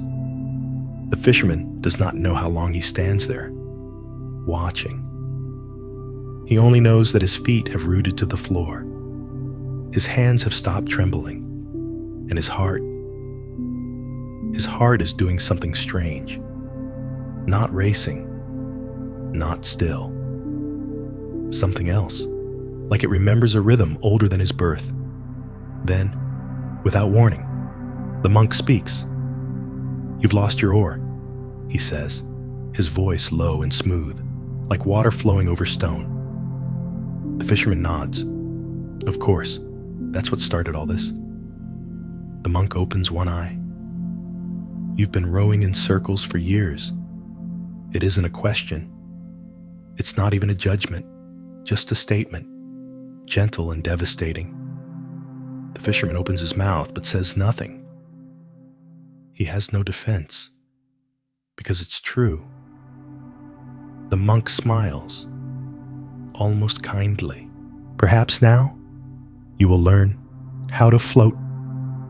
The mist thickens again, curling into the room through the slats. The fisherman blinks, and for a moment, the monk is no longer there. Only the empty space he once occupied, only the silence he left behind. But when he looks again, the monk has returned. Or maybe he never left. Perhaps it was the fisherman who vanished for a moment. He steps backward, back out onto the dock.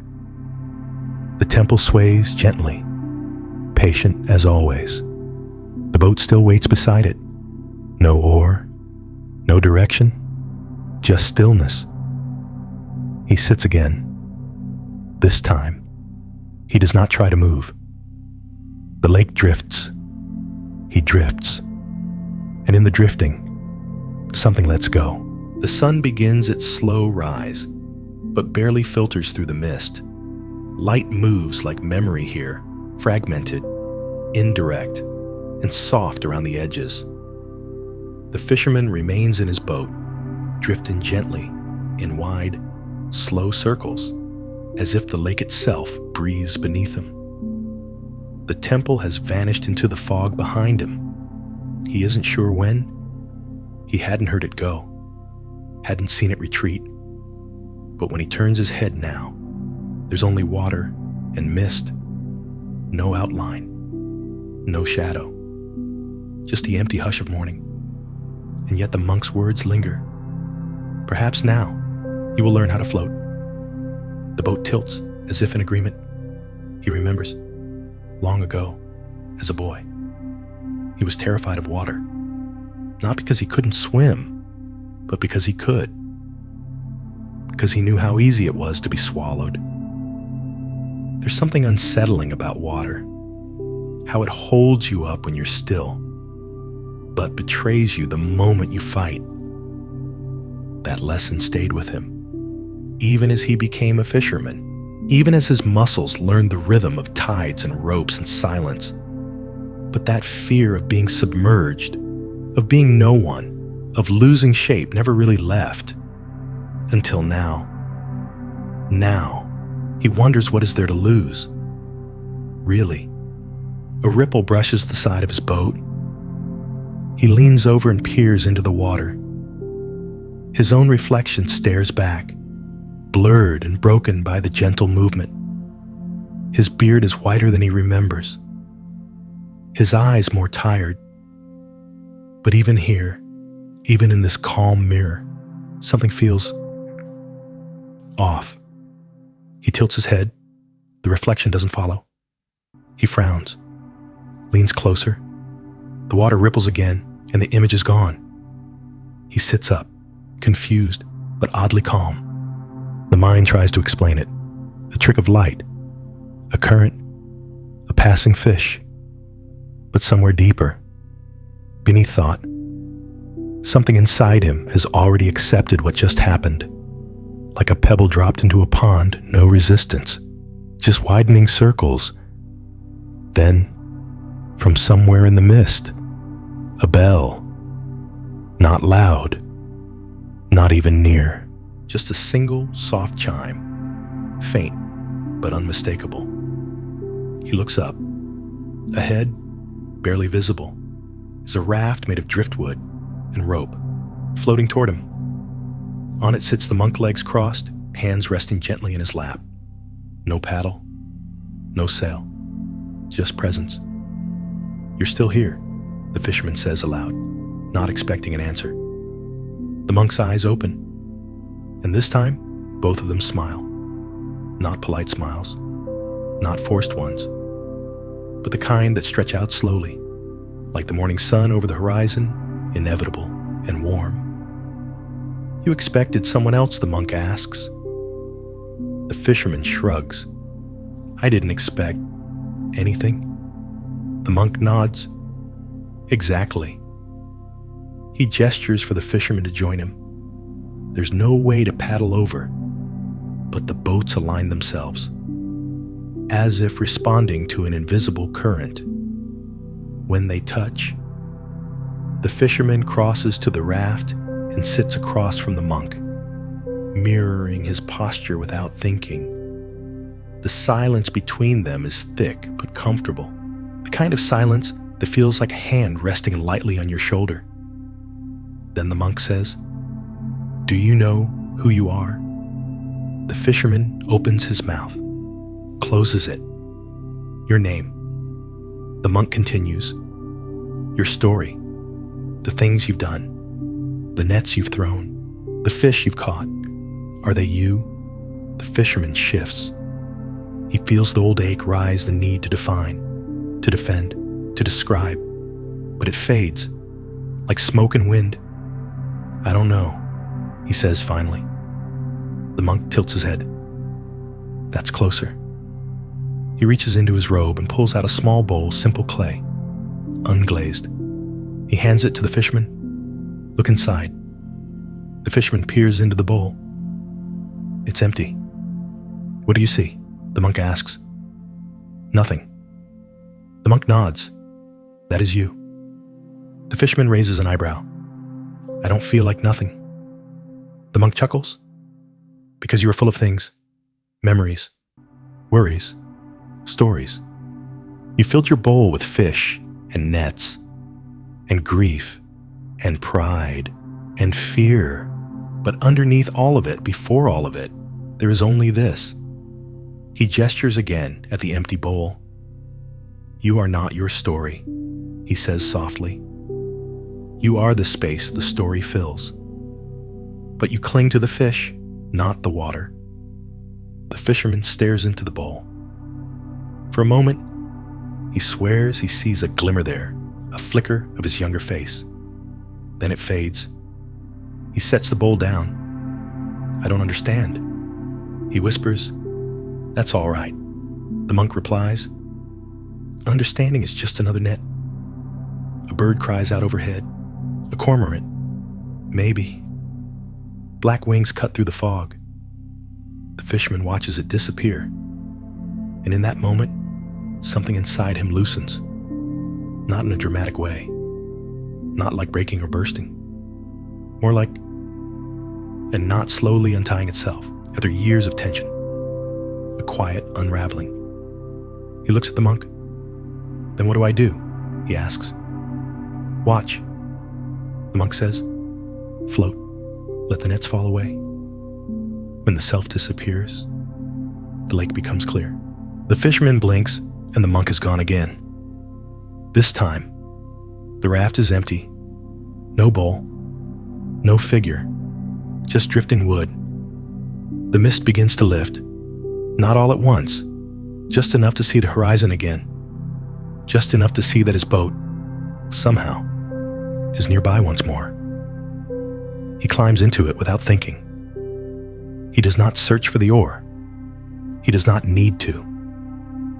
He lies down across the boards, stares up at the gray sky, and listens to the water as it carries him nowhere in particular. And for the first time in a long while, he does not care where he ends up. By the time the sun reaches its highest point, the sky has turned a soft silver gray, stretched thin like old parchment. The mist has retreated, but not vanished. Just enough has lifted to offer distance, to let the lake reveal more than it conceals. But even in clarity, the world feels quiet, suspended in something older than time. The fisherman sits upright in his boat now, not steering, not rowing, just present. He watches ripples pass beneath the hull and feels no need to chase or explain them. The reflection in the water no longer concerns him. It's there. It shifts. It disappears, and none of it matters. He thinks about the monk's words. "You are not your story." He doesn't try to decode them anymore. Instead, he lets the phrase pass through his thoughts like wind through reeds heard. Felt, then gone. Clouds begin to gather in the far corner of the lake. Not dark or threatening, but full, heavy with potential. A shift in the air follows. Soft, but steady. The kind of shift that tells birds to roost early, that makes reeds lean, that stirs old men's joints. A storm is coming. Or at least, that's what the old fisherman would have said, the one who measured his mornings by sky and tide, who tied knots tight and counted fish like coins. The man who saw storms as obstacles to avoid, or forces to resist. But today, he doesn't brace. He simply watches. The wind picks up, brushing his cheek with cool fingers. The lake begins to move more actively now, not wild, not dangerous, but undeniably alive. Ripples become waves. The boat rocks slightly. Still, he does not reach for control. There's no oar to grasp, no direction to correct. There's only this, the movement, the change, the unfolding. Once, this would have terrified him. Now, it feels like truth. The clouds shift again, and he sees something odd, a small lantern floating on the water. It flickers, sways with the movement of the lake, but does not extinguish. He leans forward, curious. The flame glows amber against the gray, and there's something strangely familiar about it, as if it's not just a lantern, but a memory or a message. The boat carries him closer. As he nears, he sees that it's resting on a wide, flat leaf, perhaps lotus, though it's far too large for any natural blossom. The flame doesn't consume the leaf. It simply rests on it, as though the two were born together. He stares into the flame, and then he sees it, not a memory, not a vision, but something deeper. He sees a young boy, barefoot on the dock, watching his father's boat vanish into the fog. He sees that boy crying, not from fear, but from a strange ache like the world was slipping out from under him. He sees the same boy years later, clenching his jaw, pulling nets in with bleeding fingers, determined to be someone, to matter, to hold on. He sees that same boy, older now, rowing in circles, mistaking motion for purpose. And then the flame shifts, all of those images dissolve. There is no boy, no father, no lake, only fire, only flicker, only light. And in that moment, something finally clicks, not as an answer, not as a solution, but as an opening. The self he's clung to so tightly, for so long, is nothing but a story told in a language he's forgotten how to question. The boat rocks again. The wind carries the lantern away. He watches it go. Then, as the sky darkens and the first drops of rain begin to fall, he lifts his face to the clouds and lets the water touch his skin. He does not flinch. The lake dances now. The ripples overlap. The rhythm grows wild, but not threatening. This is not chaos. This is life. Conditions arising, waves forming, storms coming and going without reason or blame. There's no need to resist. He lowers himself into the bottom of the boat, letting the rain soak his clothes, letting the wind hum through the ribs of the vessel. He imagines his breath rising with the sky and falling with the waves. The monk's voice, somewhere in the deep part of his memory, echoes softly when the self disappears. The lake becomes clear. He closes his eyes, and for a while, the storm is not something outside of him. It is him, and he is nothing but mist and movement, no resistance, no control, no self, just this, just now. The rain doesn't last long, like everything else. It comes, it lingers, and it passes. Now, the lake lies quiet again, smoothed by a hush that feels deeper than before, almost sacred. The clouds drift apart like slow-moving thoughts. In their parting, a soft golden light spills across the water. The fisherman lies still in the boat. His body is soaked, hair plastered to his brow. But he is warm, not from the sun, not from fire, but from something else. A kind of warmth that arises when you finally stop clenching around life, when you stop pretending to know who you are. The boat drifts lazily toward the far side of the lake. He doesn't notice, or rather he notices, but without concern. The sense of destination has faded. In its place, presence. There's a village there, on the shore. He sees it now. Familiar rooftops. The silhouette of the old pine tree near the well. Smoke curling from chimneys in thin, dreamy trails. The same place he's returned to every evening of his life, but today, it feels different. As if he's returning not from a journey, but from a forgetting. His boat glides toward a dock he knows by heart.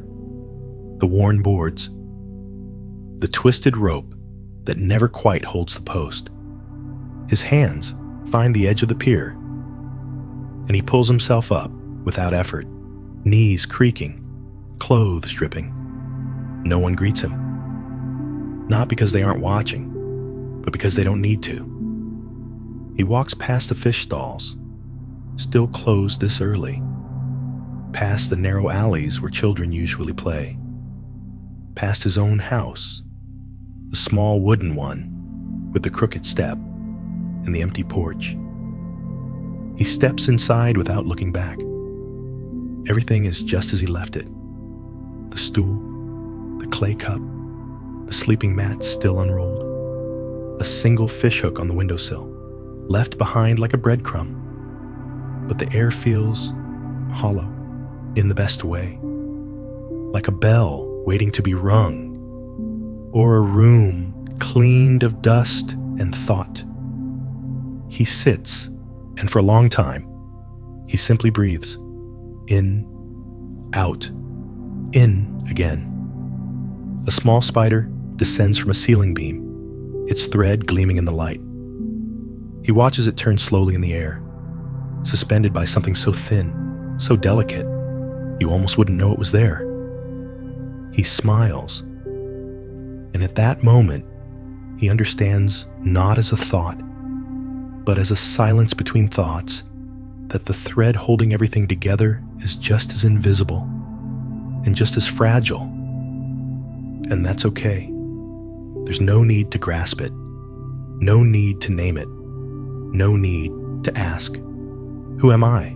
Because the answer is already here, in the stillness, in the breath, in the spider swinging gently on its thread, and in the knowing that he doesn't need to be anything at all. The boat still rocks faintly at the dock, as if waiting, but he's not going anywhere. He already arrived, and there's nothing left to do except breathe and rest. The wind down begins. Now, the sky is pale again, almost colorless, like the inside of a seashell. The village has quieted completely. The last ripple on the lake has smoothed itself into glass. And somewhere far off, a single bird calls and receives no answer. You return now to that quiet rhythm. The breath you've forgotten was there, softly in and gently out. The fisherman sleeps now, not the sleep of someone exhausted, but the sleep of someone emptied, someone who has placed down the burden of being someone. There is no dream he chases, no regret, just presence. Let yourself drift with him. No need to steer, no need to row. Let the lake carry you. Let the mist hold you like a blanket. Let your thoughts rise and pass like lanterns over water. Everything changes. Nothing is held. And in this, there is peace. There is no you to fix. There is no past to rewrite. There is only this breath, this silence, and this shoreless moment. Soften the edges of your mind now. Release the name you answer to. Float. Melt. In the next story, you'll find yourself beneath a soft, overcast sky, where the narrow alleys of old Kyoto weave through rows of wooden homes, quiet, timeless, and lined with moss-covered stones. The morning air is cool and smells faintly of sandalwood and rain-soaked cloth. Somewhere deeper in the lane, you hear the faint rhythm of scissors slicing through silk. It's not hurried, not slow either, just steady like breathing, like a heartbeat softened by time. Inside a tiny shop, no bigger than a monk's cell, a single lantern glows behind rice paper screens. The walls are lined with folded robes in dusty blues and muted grays. Rolls of fabric sleep in corners, waiting. The tailor, his name is Kenji, sits cross-legged at a low work table. His posture as precise as his cuts. His silver hair is pulled into a tight knot. His eyes hidden behind round glasses, smudged with years of steam and memory. Today, he's been asked to sew a death robe. For a monk, the request came quietly, as most such things do. No panic, no tears, just a note, folded 4 times, left on the counter before sunrise. A robe, they said, for a master who has entered his final days and wishes to be wrapped in something stitched by hands that understand transience. Kenji didn't ask which master. He never does. He has sewn dozens of these over the years, robes to meditate in, to teach in, to die in. But this one feels different. He doesn't know why, but something inside him shifts as he threads the first needle. Maybe it's the weather. Maybe it's the silence. Or maybe it's the whisper of time folding in on itself, like fabric ready to be hemmed. He adjusts his glasses and begins. The silk is old, soft like water, worn like memory. He places it flat and cuts through it gently, the blade whispering through the weave. In Zen, they say that to do one thing fully is enough. Just cut, just breathe, just be here. But even in the presence of the present, the past sometimes bleeds through. As he sews, Kenji remembers other robes, other hands his father's, once strong, now gone. The first time he cut his finger and bled onto the fabric. The laughter of a woman who once lived above the shop and used to bring him warm rice cakes in winter, all of it sewn into the seams of this moment. Outside, the breeze picks up, fluttering the shop's cloth banner. The characters for Quiet Heart ripple in the wind. Kenji doesn't look up. He just keeps sewing, the thread pulling through like a river over stone. And as the day unfolds, the story does too. The needle moves in rhythm now. But Kenji's thoughts have started to wander. Each stitch brings him back not to the present robe, but to a thread much older. A thread he once thought he'd lost. The scent of this particular silk, faintly smoky, faintly herbal, reminds him of his mother's robe. Not the one she wore in her final years, but the one from when he was small, when she still carried him on her back and sang lullabies in a voice that rose and fell like temple bells in fog. She had been the one who first placed scissors in his hand, not for tailoring, but for precision, for focus, for quiet hands. The family had run a small laundry business back then, taking in the robes of monks from the neighborhood temples. She would scrub and rinse while Kenji watched the cloth dry, hypnotized by the wind's invisible patterns. One day, she sat him down beside a pile of torn robes, handed him a needle and thread, and said softly, "Mend the tear like you're mending your thoughts." He hadn't understood it then. But now, decades later, the words hum in his fingers with every motion. There's a pause as he threads a new needle. The light outside is shifting brighter now, slipping across the tatami in golden slices.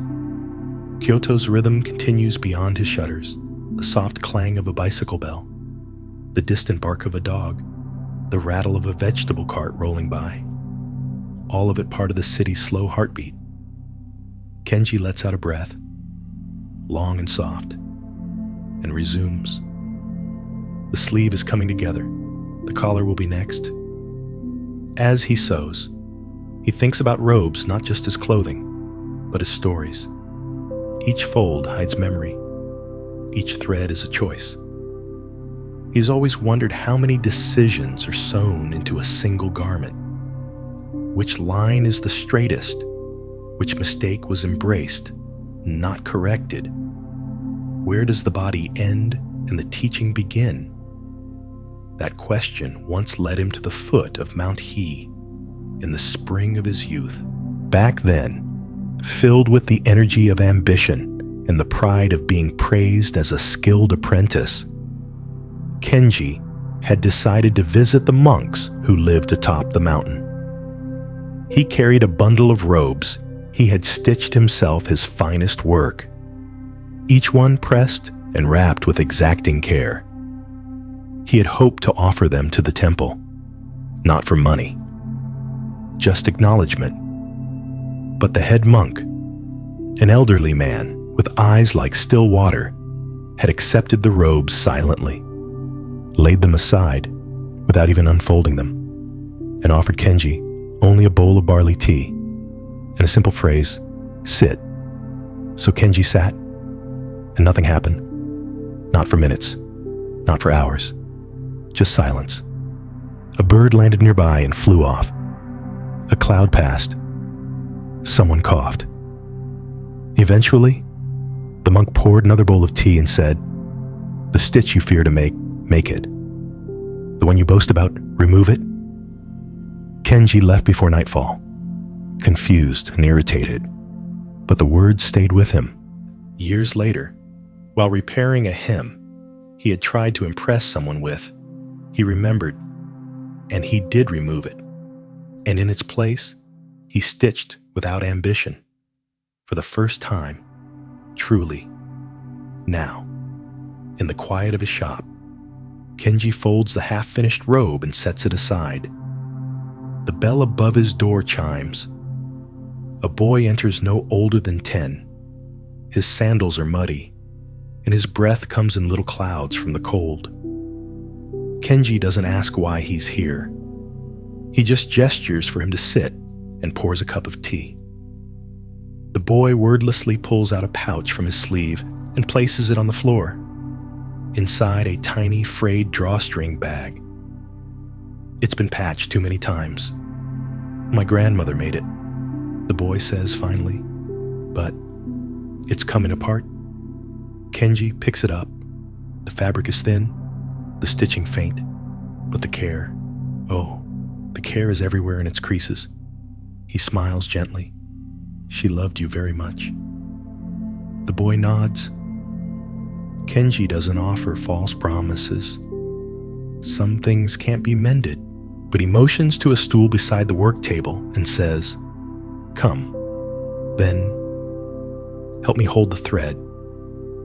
And as the needle moves, once more, this time through a stranger's memory, Kenji's thoughts begin to soften. This is what fabric does. It carries us forward. It brings us back. It connects one generation to the next in something more permanent than permanence. Outside, the clouds gather again. The light dims, and the robe on the table waits for the collar to be sewn. The next morning comes slowly, like old parchment unrolling itself across the Kyoto skyline. Kenji wakes before the bell from the distant temple rings, his body already knowing what the day will ask of it. The shop is still wrapped in shadow, and the robe in progress lies across the work table like a sleeping guest. The needle rests where he left it, caught midair in a frozen moment. One stitch undone, one decision paused. He prepares tea, one cup, never rushed, and sweeps the tatami with measured strokes. Dust stirs like memory, rising briefly before falling back into place. He opens the front screens, letting in a breeze that carries the breath of camphor trees and the faintest hint of incense from a shrine 2 alleys over. Just as he turns to resume the robe, a soft knock taps the frame. Standing there, surprisingly tall in his plain robes, is the abbot of Ryoko-in Temple. Kenji hasn't seen him in years, not since the funeral of his teacher. The abbot's face is thin but kind, eyes wrinkled with that rare kind of serenity one only gains by watching decades pass without flinching. Kenji bows. The abbot bows back, but only slightly. "I was told you've begun the robe," the abbot says, stepping inside without waiting. "It is from Master Tadanobu." Kenji nods. "I had a feeling." The abbot walks around the shop slowly, fingers grazing folded cloth, glancing at spools of thread, breathing in the scent of pine oil and old silk. Then he turns back, pausing before the unfinished robe.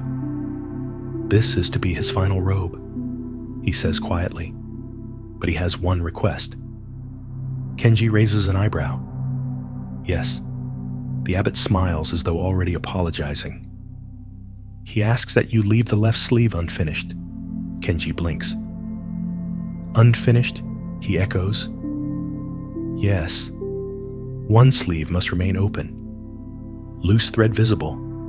Intentionally so. Kenji has sewn robes for death before white burial kimono. Ceremonial garments. Even garments designed to burn. But never one left intentionally incomplete. He says it's a reminder, the abbot continues, that nothing is ever truly finished, not even a life. Kenji is silent for a long time. At last, he nods. Very well, I'll honor the request. The abbot bows deeper this time. But before he leaves, he pauses at the door. You always worked alone. Kenji, but this robe, it has many hands in it, even if you cannot see them. With that, he disappears into the alley, like morning mist burned off by light. Kenji returns to the robe. It waits patiently. Of course, silk always does. He lays out the fabric once more, touches the sleeve that is not to be completed, and threads his needle. He sews in silence, pausing only to adjust the tension, wipe his glasses, or drink the tea now gone cool. And somewhere, in the quiet rhythm of hand over fabric, mind over memory, something inside him resists. It is a strange thing to leave a robe incomplete. It tugs at his sense of balance, but he doesn't fight the discomfort. Instead, he allows it to speak. What if the robe had never been completed? Would it still hold its meaning? Does the act of beginning carry more value than the act of finishing? He thinks of the boy from yesterday, and the drawstring pouch he mended, the way the child's eyes lit up, not when it was made new, but when he was invited to hold the thread. Participation was the point, not perfection. As the afternoon stretches on, Kenji sets the robe aside for a moment and walks outside.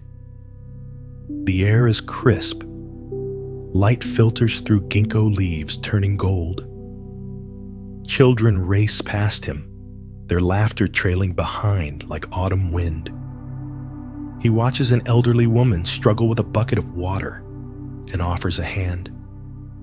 She thanks him, and they talk briefly, just long enough for Kenji to learn that she once sewed kimono for the imperial household. Not anymore. She laughs. My fingers don't listen to me these days. Sometimes, Kenji says, they don't need to.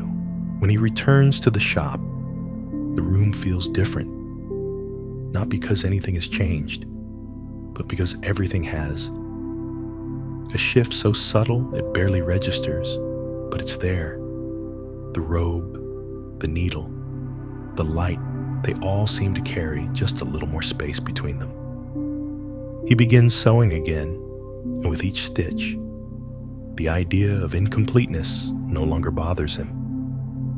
In fact, it brings relief, like a burden you didn't know you were carrying until you finally put it down.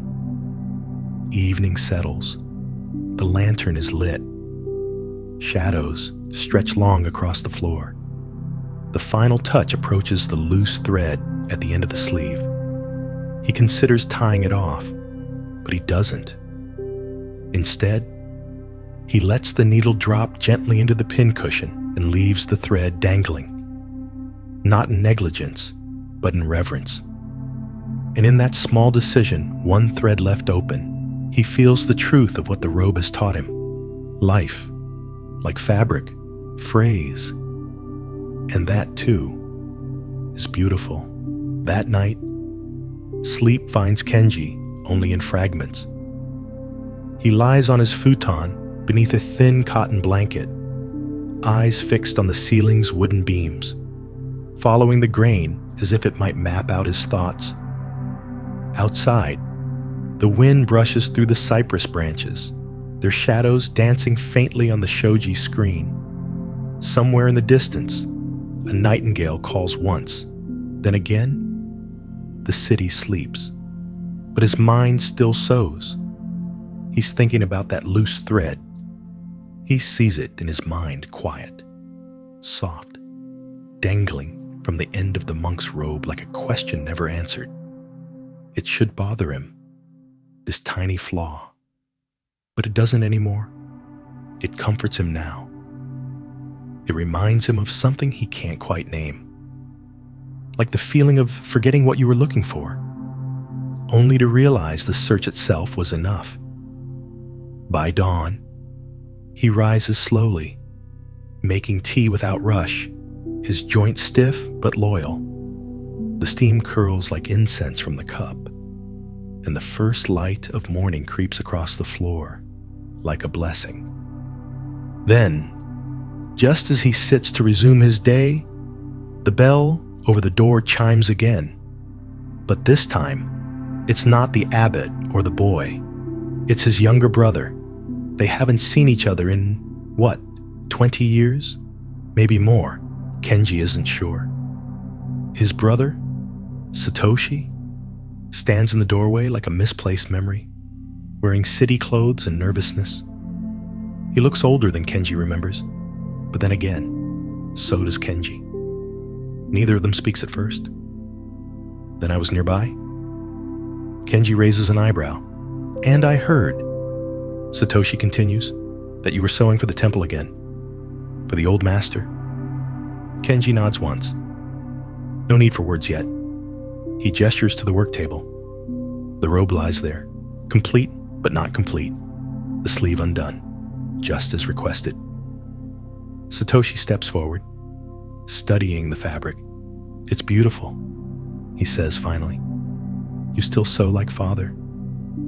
Kenji pauses. He didn't teach me everything. He replies softly. Silence lingers between them, familiar and fragile. Then I came to ask something. Satoshi says, eyes still on the robe. May I have the old blue haori? Kenji blinks. That haori, the indigo one their father used to wear to festivals. With the faint crane stitched on the back, it's still folded in a cedar box upstairs. He hadn't touched it in years. Why now, Kenji asks. Satoshi shrugs. I don't know. Maybe I'm finally ready not to wear it. Just to remember it. There's something in that sentence, a kind of honesty that stitches old wounds without reopening them. Kenji nods and disappears upstairs. When he returns, the haori smells faintly of cedar and age. He hands it over, and Satoshi holds it the way one holds a photograph carefully, reverently. I'll keep it safe, he says, eyes shining now. You always did lose your sleeves, Kenji replies, half smiling. They both laugh. And it sounds like home. Satoshi stays for tea, and they talk softly about their parents, the streets they used to race down, the miso shop that closed, the paper kite that never flew. No drama, no apology, just quiet memory, shared like warmth between two cups. By noon, he leaves, and the shop is quiet once more. Kenji returns to the robe, running his fingers across the folds. He inspects every seam again, not for flaw, but for feeling. Each line carries something now. Not just effort, but surrender. Not just memory, but release. And then just before wrapping the robe in the ceremonial cloth, Kenji notices something. A single thread, not the unfinished one from the left sleeve. A different thread, a loose strand near the collar, barely visible, curling out like a question, one he hadn't meant to leave. For a moment, he debates cutting it. His fingers hover near the scissors. Precision was always his habit. Clean lines, finished edges, but instead, he pulls the thread, gently watching it lengthen, watching it breathe, and tucks it quietly under the fold, where it disappears, hidden but not erased, because some threads aren't meant to be cut. They're meant to remind. Later, as dusk begins its descent and the crows call out over the rooftops, Kenji carries the wrapped robe through the alleyways of Kyoto, past the mossy steps and bamboo gates, toward Ryoko-in Temple. He doesn't knock. He simply leaves the robe at the door, bows once, and walks away. No words, no need. And in his chest, where once there had always been the tight pull of perfection, there is now only space. The next day, Kenji stays in bed longer than usual, not because he is ill or tired, though age has its weight, but because there is no robe to finish, no deadline to meet, no needle waiting in midair. Instead, the silence of the morning feels like silk unrolling slowly across the floorboards. A soft stillness, spacious and without instruction. For once, his shop is just a room, not a sanctuary of labor or memory. The threads, the spools, the scissors, they all rest, just as he does. He rises without urgency, wraps himself in his faded indigo kimono, and lights a stick of incense. The scent spirals up, slow and steady, like a breath he hadn't known he was holding. Today, there is nowhere to be, no delivery to make, nothing to prove.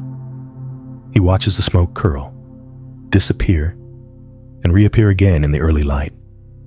By mid-morning, a crow lands on the garden fence outside.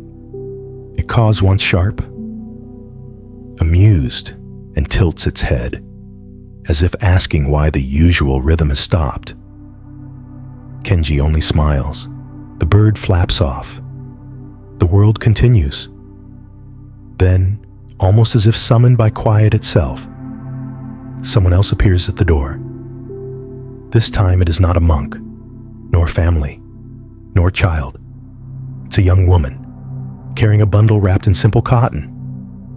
She bows deeply, introduces herself as Kaori, and explains that she is the niece of Master Tadanobu, the very monk whose death robe Kenji had sewn.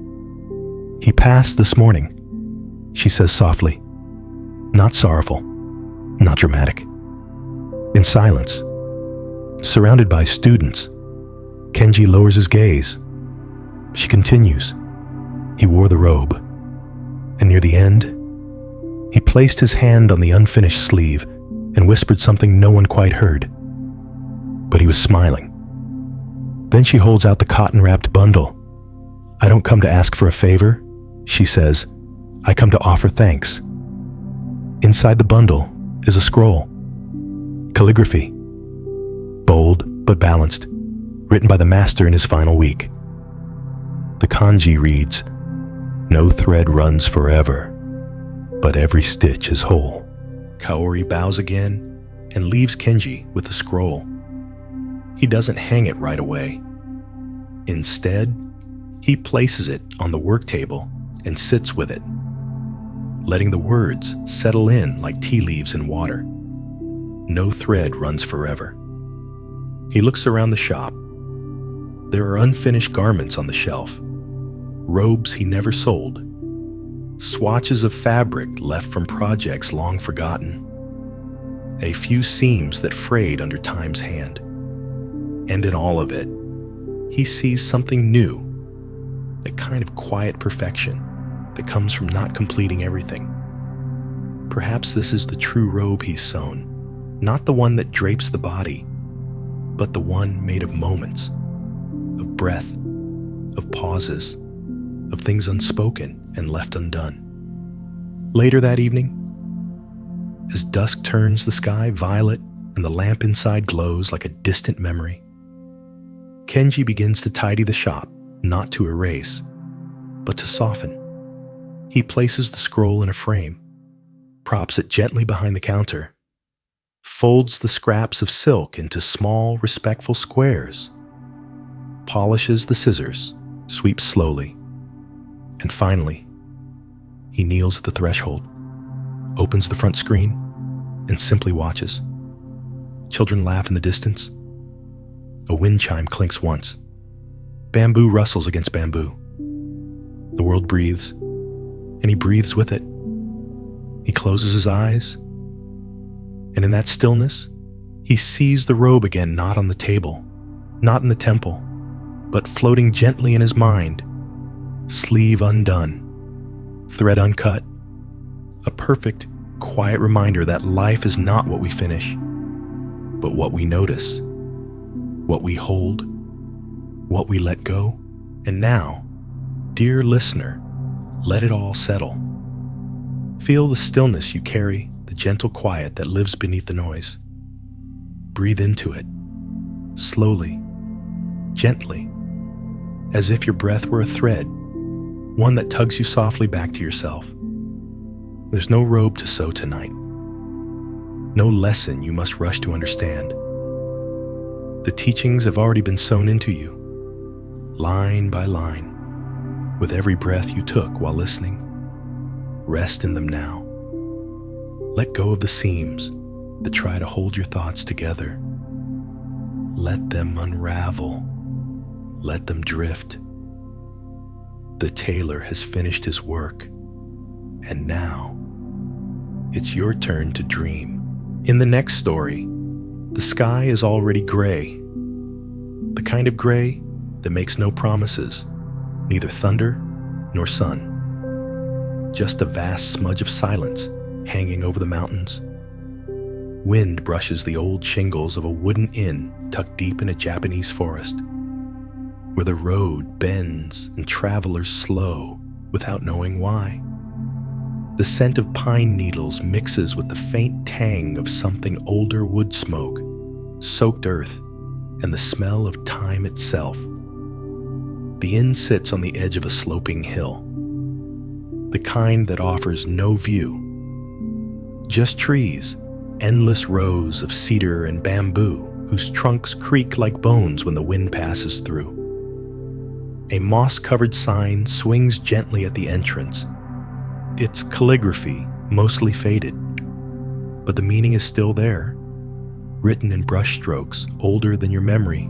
To rest is to return. Inside, the fire has been lit.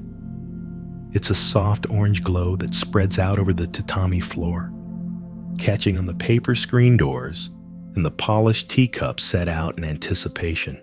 The innkeeper, who everyone calls Sadao, though that hasn't always been his name, moves slowly. His joints echo the same rhythm as the rain about to fall. At 74, he measures time not in days, but in cups brewed, futons rolled, and candles replaced before dawn. He knows storms well. The rain here doesn't announce itself loudly. It begins with silence, a hush that settles over the forest and curls up the mountain path like a snake of mist. Then a single drop, always the same, hitting the same worn plank just outside the inn's threshold. That's how he knows it has begun. Sadao lights a second lamp, not because it's dark, but because he feels something stirring. Not fear, not worry, just that familiar, quiet tug karma preparing to unfold. He never calls it that out loud. Karma, to him, isn't some tally sheet or cosmic scorecard. It's simpler like dust. You sweep today, and it seems gone. But tomorrow, even if no doors were opened, there it is again, coating the windowsills, settling between the floorboards. It lives in everything. The first guest arrives just as the rain thickens. She's a woman in a brown cloak, soaked to the knees, carrying a woven satchel. She bows wordlessly and removes her sandals before stepping in. He nods and gestures toward the hearth. No names are exchanged, only towels and tea. That's how it works here. This is not the kind of place where people go to be seen. It's where they go when they need to vanish, even from themselves. Outside, the wind has started to curl under the eaves, whispering in syllables no language dares translate. The rain becomes heavier, tapping out the rhythm of retreat on the wooden roof. The second guest comes shortly after, a boy, maybe 17, with a flute tied to his back and shame in his eyes. Sato recognizes it immediately, not the shame itself, but its shape. It moves like fog around the boy's shoulders, invisible to most, but not to those who've worn it. He doesn't ask questions. Instead, he shows the boy to a seat beside the fire. The woman glances, but doesn't speak. This, too, is part of the silence that dwells in such places. People come here to forget their names, their reputations, their debts. What they find instead is space, the kind of space where the past and future stop pressing on your ribs for a while. By the time the third guest appears, a monk in a travel-stained robe, holding only a bundle of scriptures, it's nearly nightfall. The rain is now a steady pulse, as if the heavens have decided to rinse the world clean, again and again, until it remembers how to breathe. The monk bows deeply. Sadao mirrors him, slower, but just as complete. They don't speak either. Not yet. 3 guests. 1 fire. A storm that shows no sign of passing. The night stretches its arms slowly, and inside the inn, something begins to gather. Not tension, exactly, but convergence. Sato prepares 3 trays of rice and miso, places them in front of the fire. He doesn't eat with the guests. Instead, he moves to the back, near the window that overlooks the trees. It's here, behind this old wooden frame, that he sometimes sees shadows move. Not spirits, just memories, or maybe the echo of choices that still breathe in the walls of this place. He remembers when the inn wasn't his, when it belonged to a man with a temper and a ledger thicker than his kindness. That was 40 years ago, and Sadao had just come down from the mountains, where he'd lived in silence after leaving someone behind. But that's a story for later. For now, it's enough to say he didn't plan to be an innkeeper. He simply arrived, the way seeds do when the wind gives up, trying to understand direction. In the present moment, steam rises from the bowls. The guests eat slowly. The monk blesses his food with a whisper. The woman stares into the fire like it owes her an answer. The boy holds his bowl too tightly, as if afraid it will be taken from him. Sadao watches and breathes. He doesn't judge. After so many years, he knows this people reveal their karma without saying a word. It's in how they chew, how they sit, whether their eyes meet yours or dodge like stray dogs looking for alleys. At midnight, the wind howls once, then retreats. A branch snaps somewhere nearby, followed by silence deeper than before. Sadao pads softly to the hallway, placing extra blankets by each futon. The woman is already asleep. The boy lies awake, eyes wide, listening. The monk sits cross-legged near the hearth, not moving, not blinking. Outside, the rain continues steady, cleansing, ancient. And within the wooden belly of the inn, karma is quietly unfolding. Like tea leaves dropped into hot water, invisible at first, then unmistakable. You begin to feel it, too. The way all things, your breath, your thoughts, the passing of strangers are connected by threads you cannot see, but have always felt. And just like that, sleep begins to trace its fingers along the edges of your mind, soft as the rain that first kissed the old inn's roof. By dawn, the rain has not let up. It has softened, though turned from percussion into lullaby, the kind of rain that forgets it's falling and simply becomes part of the air itself. You can hear it pooling on leaves, dripping rhythmically from the thatched edge of the inn's roof. Everything outside glistens. Everything inside feels like it's been soaked in quiet. Sadao wakes early, not because he must, but because his body is made of habits now. He has the walk of someone who once lived according to bells and wooden sandals, and who never quite stopped listening for both. He boils water, slices pickled daikon with the reverence of a man handling memory, and lays out the morning bowls of rice as if each grain could tip a balance somewhere. One by one, the guests emerge. The woman, first. Her cloak is dry now, draped near the hearth. She bows slightly as she passes Sadao, offering a whisper of thanks that carries the accent of distant islands Okinawa. Maybe. Her eyes are clearer than last night, but only slightly. Then the boy. He bows clumsily. Behind his half-tucked robe, there's a tremor in his steps. The kind only youth produces, the kind born from having run too far from something and not knowing what happens if you stop. The monk enters last. Not because he sleeps longer. Sadao suspects he hasn't slept at all, but because he knows timing. He appears only when his absence is no longer noticed. They eat in the same silence as before, but something has shifted. Less tension, more presence. The woman eats slowly, eyes on her bowl. The boy seems hungrier today, less guarded. The monk doesn't move between bites. He chews, like clouds shift with no hurry. Sadao watches them gently, then turns toward the storeroom. But before he reaches it, a knock interrupts the morning hush. 4 guests in a storm is rare. 4 before breakfast is almost mythical. He slides the wooden door open. A man stands there middle-aged, hair stuck to his forehead, with eyes that flicker left and right before settling on Sadao's. He bows too quickly.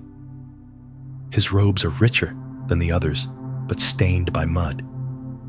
His hands twitch when he speaks.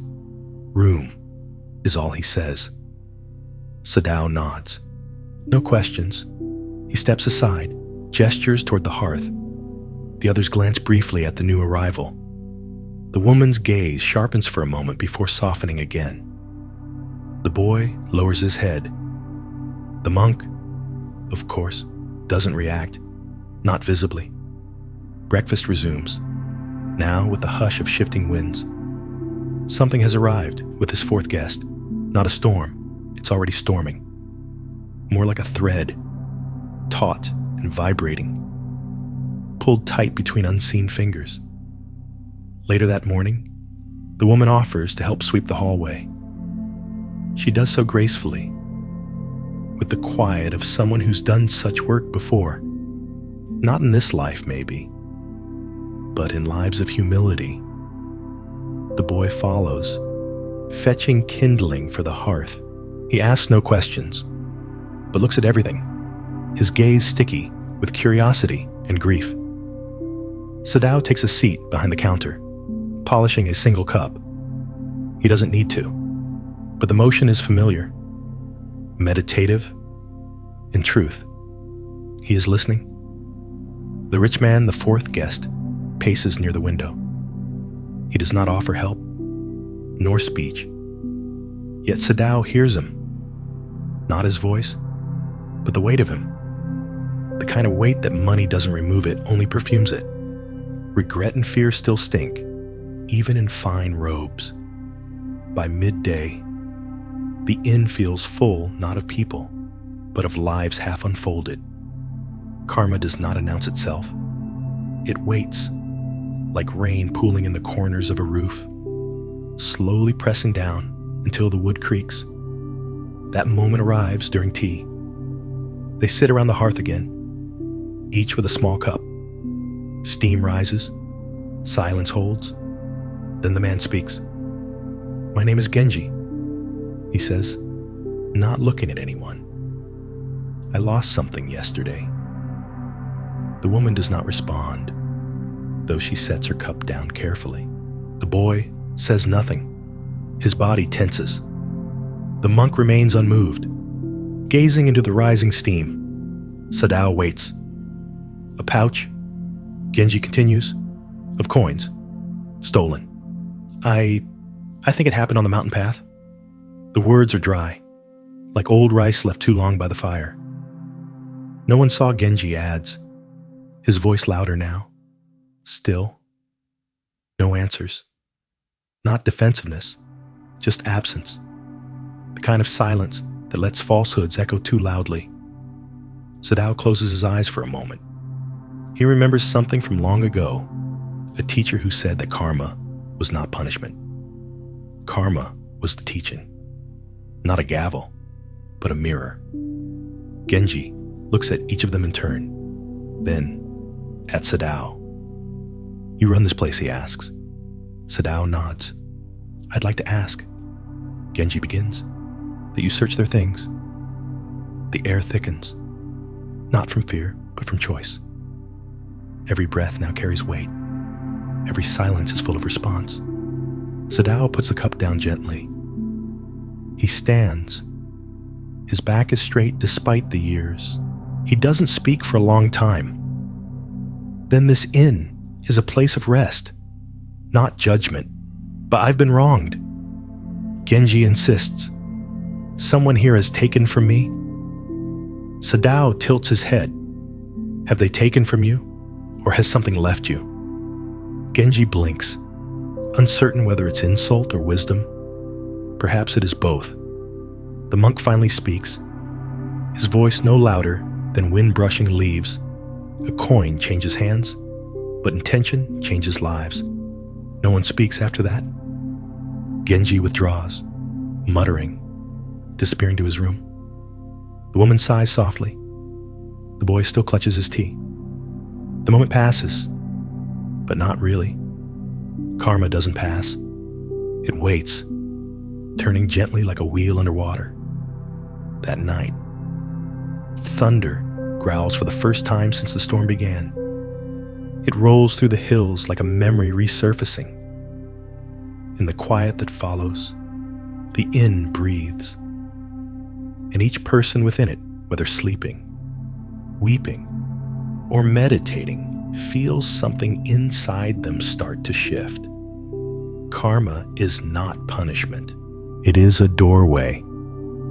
And for some, this inn is its threshold. Night returns, and with it, the rain thickens again, slow and weighty now, as if the sky is too tired to hold anything back. Each drop lands like a sigh, pooling in the stone basins just outside the inn.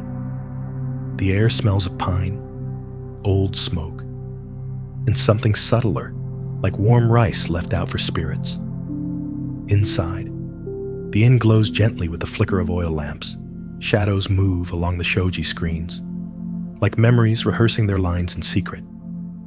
In this soft silence, karma breathes. Not loudly, not with drama, but with the patient rhythm of cause and effect, shaping the next moment before it even arrives. Sadao sits alone in the kitchen, peeling ginger into thin slices. The knife makes a gentle tapping sound against the board, syncing with the patter outside. He doesn't rush. He hasn't rushed in years. That was the luxury he earned by staying still long enough to watch how things change on their own. Tonight feels dense. The air is too thick for speech, and the guests seem to feel it too. The woman lingers near the window, her face drawn not with exhaustion, but with something quieter resolution. Maybe. She watches the rain, but her eyes are far away. She doesn't blink much. Some people look outward when they're trying to look inward. The boy sits cross-legged, writing something on an old scrap of paper. He turns it over, crumples it, smooths it again. He does this again and again. Sadao knows the ritual well. It's what the mind does when it wants to confess, but hasn't yet made peace with its truth. The monk sits motionless in the corner, still and silent. His presence is like a still lake at night. You don't know if it's shallow or bottomless, but it reflects everything. As for Genji, the fourth guest, he stays in his room. No footsteps, no creaking floorboards, but the tension he brought hasn't left. It hangs in the hallway, like incense smoke that won't rise. And then it happens. Not loudly, not suddenly, just a sound delicate but unmistakable. A bowl dropped, the sharp clink of ceramic hitting stone, followed by a single breath held far too long. Sadao doesn't rush toward it. He stands slowly, places the knife down, and moves through the corridor with the ease of someone who has walked toward discomfort before. In the small corridor behind the guest rooms, he finds the boy. The broken bowl lies beside him, cracked into two clean halves, the rice within still warm. A single coin, small and familiar, rests where the bowl shattered. The boy looks up. His face is pale not with guilt, but with the kind of fear only young people feel, the fear of being seen truly and still being let in. Sadao kneels beside him without a word.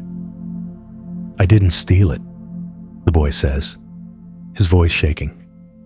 "I found it outside the shrine, near the base of the hill. I thought it was dropped. I didn't mean to keep it. I wanted to give it back." Sadao studies the coin. Its weight is irrelevant. What matters is the thread of choice trailing behind it, and the bowl he asks gently. The boy looks down.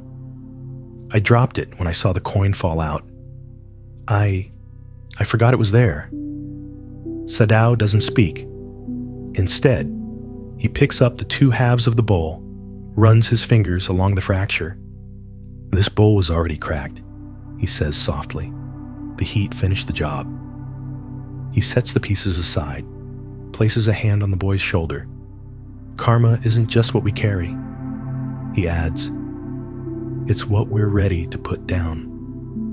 The boy stares, eyes wide, unsure whether he's being forgiven or disciplined. "You'll return the coin?" Sadao asks. The boy nods quickly. "Yes." "Of course." Sadao doesn't ask why the boy didn't speak sooner. He knows that the timing of truth is just as important as the truth itself. Too early, and it gets trampled. Too late, and it festers. But just right, it changes things. They walk together to Genji's door. Sadao knocks. Once. The door opens. Genji appears, his face drawn, eyes rimmed red, not from anger, but from something lonelier. The boy bows deeply, then extends the coin. "I found this," he says, "and I'm sorry for not returning it sooner." Genji stares at the coin, but instead of snatching it, he steps back. "Keep it," he mutters. "It doesn't matter anymore."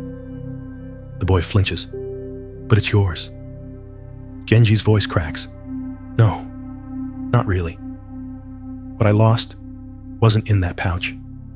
Then he closes the door without another word. Sadao and the boy stand in the hall for a moment, listening to the quiet that follows, not empty, but full of something unspoken. Later, back in the main room, the monk pours tea. He glances at the boy, then at the empty space beside him. "You did what was hardest," the monk says. "You stepped forward." The boy sits beside him. The woman returns to the fire. It's strange how quickly the mood lightens after that, as though the truth once named clears the air like incense purifying a room. Even the rain outside seems to soften its tone, shifting from judgment to lullaby. Sadao finishes rejoining the bowl's pieces with thin golden resin. It's not perfect, but then again, perfection was never the point. There's a beauty in the repair, a lesson in the break. Karma, after all, doesn't ask us to never fall. It asks us to notice why we fell and to choose how we rise. Later that night, as the guests settle into their futons once more, and the inn grows quiet again, Sadao gazes out at the night. The trees shimmer with rain. The wind hums with old songs. And in the warm belly of the inn, something deep has shifted, not just in the guests, but in the wood, the walls, and in you. Because you, too, have carried something. And maybe now, maybe it's time to set it down. Sadao dreams of rivers, not grand ones, not the kind that carve canyons or command maps, just a simple stream. The kind that runs behind childhood homes and through mountain paths. It weaves gently through memory, picking up things he forgot. He still remembered the sound of sandals on pebbles, the way his mother called his name only when the wind blew east, and the scent of plum blossoms after a spring storm. He wakes slowly, the way old men do, one sense at a time. The rain has finally stopped. The silence is thick, not empty, but expectant. Even the birds seem hesitant to break it. In the main room, the fire has died down. Ash curls like fallen feathers. The monk is already awake. Of course, sweeping the veranda in silence. His movements are precise but unhurried, each sweep an offering to the morning. Sadao nods to him. Stepping outside for the first time in what feels like days, the ground is damp, moss shining with moisture, the bamboo bending slightly under the weight of leftover drops. Everything smells like forgiveness. Inside, the guests begin to rise. The woman rebraids her hair with a single ribbon of indigo. Her fingers move with care, as if restoring a ritual long neglected. The boy, too, stirs early. His eyes are clearer, no longer frantic, but softened by sleep and the release of confession. He folds his futon with quiet precision. Even Genji emerges, looking older than the day before. Though Sadao isn't sure if it's the eyes or the posture that has changed. The expensive fabric of his robe is still stained from travel, but there's less urgency in how he wears it now, like a man who finally knows he cannot outrun what he's running from. They eat breakfast in silence, but it's no longer heavy. It's the silence of full bowls and the faint sound of the wind teasing the trees. Midway through the meal, Genji looks up. His voice is softer. "Do you still remember everything you regret?" He asks no one in particular. Sadao does not answer with words. Instead, he reaches for the tea and begins to pour, letting the sound speak in his place. But the question hangs in the air like incense smoke, curling into each of them. The woman places her chopsticks down. "There was someone," she says, "a long time ago. I left before I could explain why. I thought I was protecting him. I told myself that over and over again, that it would hurt less if I disappeared. The boy listens, stilling. I've seen him twice since then. She continues. He didn't recognize me. Or maybe he did and chose not to. Her eyes don't water, but the heaviness in her hands tells the story well enough. The monk looks up. Regret, he says, is attachment to a version of the past that never truly existed. Genji shifts uncomfortably, and yet it feels real, heavy. The monk nods, because it is karma. But karma is not memory. It is motion, what you carry with you. You continue. Silence again. Not from discomfort, but reflection. Sadao stands slowly, clears the bowls, and begins preparing water for tea. His movements are slow, careful. Ritual is a form of teaching. After all, I once hurt someone. Genji says, finally, not directly. I let something happen to them, and I never made it right. He stares at the floor, the way men do when they are searching not for forgiveness, but for the bottom of their pain. The boy's voice surprises them all. I hurt someone too, he says, not because I wanted to, but because I didn't know what else to do. I thought if I ran far enough, it would disappear. And did it? The woman asks gently. The boy shakes his head. No, it just followed me, got heavier. Like wet clothes you forget you're wearing. Sadao serves the tea now, placing each cup down with reverence. You don't have to fix the past, he says. You just have to stop repeating it. The guests fall silent again. But this time, they each hold the warmth of the tea as if it holds more than steam, perhaps understanding, perhaps possibility.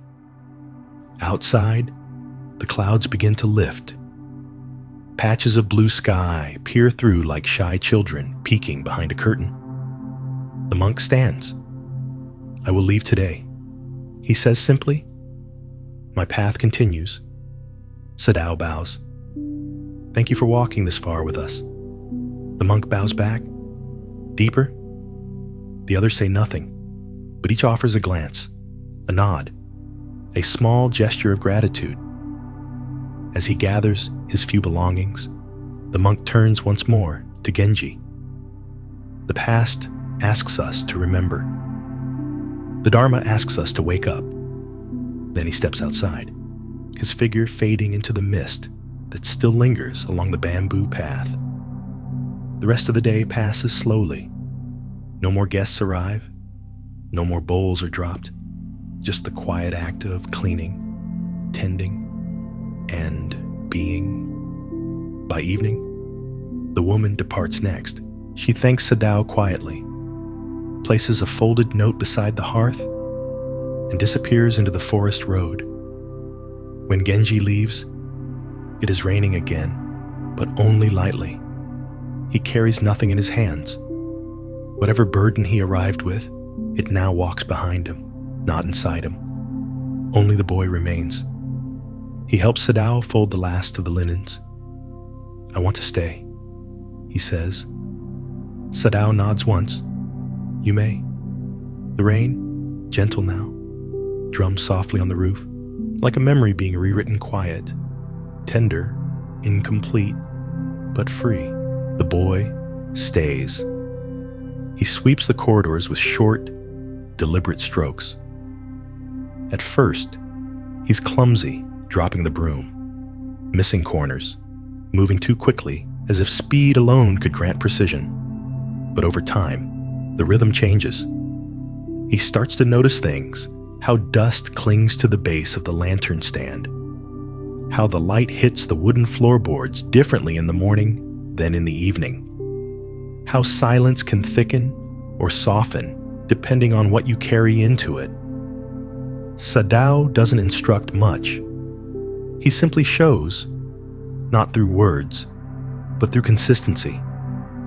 The boy watches him lay out the morning trays, 3 simple bowls, miso, rice, and pickles, always in the same order, always aligned just so. Not for show, not for praise, but because even simple things deserve care, they live simply. The rain returns some evenings, soft as memory.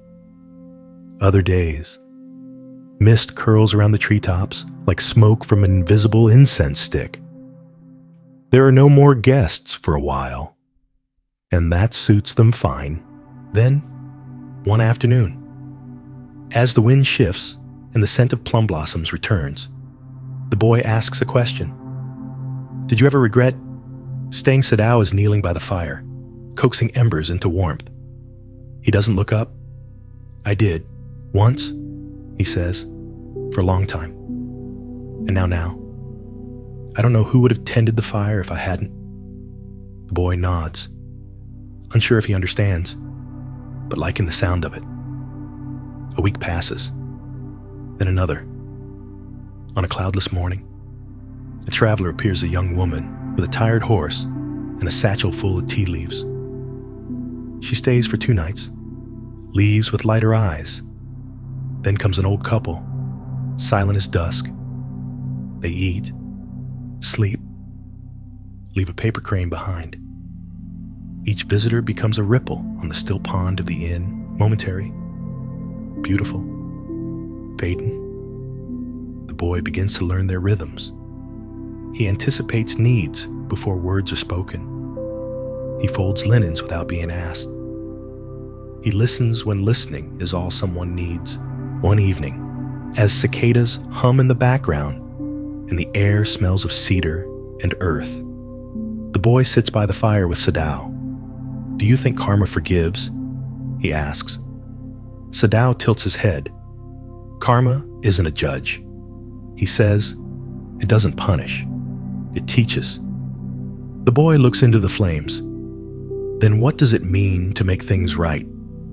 Sadao hands him a kettle to place above the fire. It means, stop making them wrong. The boy nods again. And this time, he feels something settle inside him. Not an answer, but space for one to arrive. Later that night, rain begins again, gentle, steady, familiar. It taps the roof like an old friend. The boy lies on his futon, listening. His eyes are closed, but his mind is still. He sees the mountain path he came from, the face of the person he hurt, the look in their eyes, not angry, just tired. And then, in the same vision, he sees himself kneeling beside them, not to beg, not to erase, but simply to be present, to hold the truth without turning away. He exhales, a long, deep breath, the kind that makes space. Elsewhere in the inn, Sadao sleeps with the same calm as falling snow. His hands rest atop his belly. In his dreams, the river returns. Only now, it carries not memory, but flowers, plum blossoms, floating toward nowhere in particular. The Dharma doesn't always come in lightning strikes or temple bells. Sometimes, it comes in warm tea, in broken bowls mended with gold, in the simple act of staying when it would have been easier to leave. At the edge of dawn, the boy wakes and steps outside. The forest glistens. Every leaf holds a pearl of morning light. The rain has stopped again.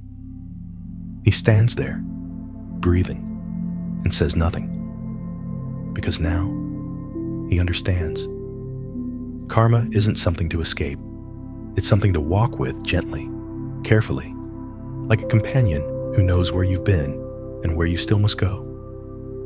And somehow, without knowing how, you begin to feel lighter too, like the rain has rinsed something from your chest you didn't even realize you were carrying. And you drift softly into sleep. And now, dear listener, the rain has stopped for you, too. Not forever, not in some final way, but just for now, long enough to let your body rest and your thoughts float. The inn still stands quietly on its hill. You can imagine it now, wooden walls warm with firelight, tatami mats gently creaking beneath careful feet, the soft flutter of a paper screen as wind brushes past. Inside, a boy who once ran from himself now wipes down a low table with calm, steady hands. An old innkeeper sets out bowls for tomorrow's breakfast, his back bowed not by age alone, but by reverence for this simple moment. And the wind moves on, satisfied. You, too, can rest now.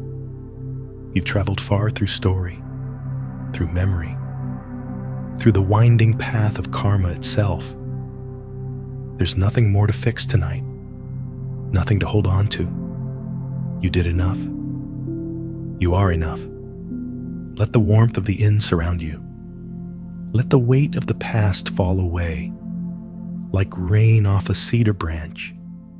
You are safe now, here, in this still space, in this gentle silence, in the quiet unfolding of your breath.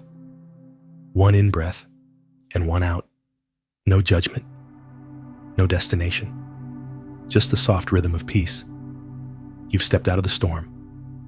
And now, there's only this moment, still, quiet, full of space, full of rest.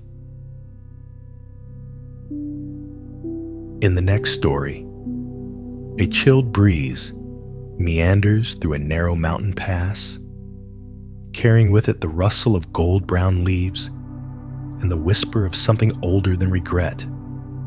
A winding path of smooth river stones cuts through maple groves, where the red canopy filters the sun into a soft, flickering hush. Birds have grown quieter now, preparing for the cold, and the earth seems to listen more than it speaks. Along this path walks a man whose armor no longer fits him. His name is Katsuro, once a samurai of high renown, now wrapped in a frayed traveler's cloak. The hilt of a sword juts slightly from beneath the cloth, less a weapon these days, more a reminder. His steps are slow but deliberate, the kind that remember every misstep taken to get here. The village appears suddenly, as they often do when the heart is full and the eyes are tired. A place he once passed through long ago in a storm, when he was young and certainty made him cruel. It's smaller now, or perhaps he's simply larger with sorrow. The children do not run from him. That is the first sign. They look, curiously, at this man with a limp and a silent shadow. He bows his head as he walks past them. They giggle and return to chasing leaves. The house he remembers is still there, near the stream, though its roof now slouches and the wooden beams lean like tired elders. A small shrine stands out front. He stops and places his hands together. Even before entering, he senses the shift. That time, like moss, has grown over everything. Inside, no one answers his knock. He does not expect them to. The last time he stood here, he had drawn his blade over a tax dispute. The father had argued too long, the mother had cried too hard, and Katsuro, young, impatient, and bound to his master's orders, had struck fear into that household so deep it might never leave. But today, there is only quiet. The villagers are kind in a polite, distant way. They offer him a room at the inn, rice, and tea without asking too many questions. It is a quiet village, after all used to keep in the past where it belongs. He says little, eats slowly, and stares often at the falling leaves outside the window. The next morning, he walks the perimeter of the village. He bows to every tree, every rock, every old path, not out of superstition, but because every step reminds him the ground you once stained with anger still remembers the weight of your footsteps. A monk, maybe younger than he appears, tends to the small temple on the edge of the village. He watches Katsuro from a distance. When they finally meet eyes, the monk smiles, not out of friendliness, but something deeper, recognition, perhaps, or simply a shared knowing of what it means to return with a past. They speak without words for a while, sitting beneath a tree that sheds crimson leaves with a slow, ceremonial grace. Katsuro takes out a small cloth bundle from his sleeve, an old rice doll. It's faded and bent, but its tiny arms still stretch outward like a child offering a hug. He places it gently at the base of the tree. A fact worth noting: in many old villages, when someone left with unresolved anger, people made small offerings, silent apologies in cotton and thread, then buried them under trees. It wasn't for the gods, really. It was for the weight inside the chest. That night, Katsuro cannot sleep. He lies on the tatami mat, staring up at the wooden beams. A gecko clings motionless to the ceiling. The village is quiet, but his thoughts are not. Every breath he takes feels like it carries another year. He wishes he could live differently, but there's no going backward. Instead, he tries something he once heard from an old mountain priest long ago, watching the breath like clouds over a mountain ridge. Not clinging, not pushing, just watching. In, out, like leaves drifting in a stream, too gentle to resist the current. And somewhere between those breaths, the night loosens its grip. The morning fog clings to the village like a forgotten memory, softening edges and making everything seem just a little further away. Katsuro rises slowly, his joints stiff with time and sleep half finished. Outside his door, someone has left a bowl of warm miso and a folded note that reads, "Only peace isn't earned. It's practiced." He reads it twice, then tucks it inside the sleeve of his robe like a koan, one of those puzzles monks throw at you when words fail. By the time the sun climbs over the ridge, Katsuro is already walking toward the edge of the forest. The leaves crunch underfoot, rich with autumn decay. He finds the old stone path that leads to a clearing where warriors once trained, and where he had once come to prove something no one remembers anymore. There, leaning against a moss-covered stone, is his old blade. Not the one he carries now. No, this one is rusted, almost forgotten. It was placed here by someone who wanted to preserve, or perhaps bury, what it once represented. He lifts it gently, wipes off the dew, and studies his reflection in its dull surface. There's no clarity there, only shadow and rust. Once, this sword had struck a farmer in the shoulder for defying a land decree. Once, it had silenced a crying child with the threat of violence. Once, it had defended a noble cause. And in the end, it had done all of it without knowing right from wrong. It had simply followed the hand that wielded it. He wraps it in a cloth and carries it with both reverence and revulsion. As he walks back, an elder man tending to a small garden stops him. Katsuro bows, as is customary, but the man does not return it. His eyes linger on the wrapped blade. Then, softly, almost imperceptibly, he says, "Some wounds take more than time. They take emptiness." It strikes Katsuro harder than any blade ever has, because he knows what the elder means.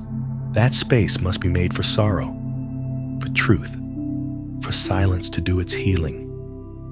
Back in the village, he sits by the stream where he once washed blood from his hands. It flows the same way it always has, indifferent and forgiving. There, on the opposite bank, a young girl is gathering red leaves in a bamboo basket. She notices him, waves, then holds up one particularly bright maple leaf. He nods, the corners of his mouth twitching toward a smile. The child doesn't know who he is or what he's done. To her, he is just a man sitting with the river.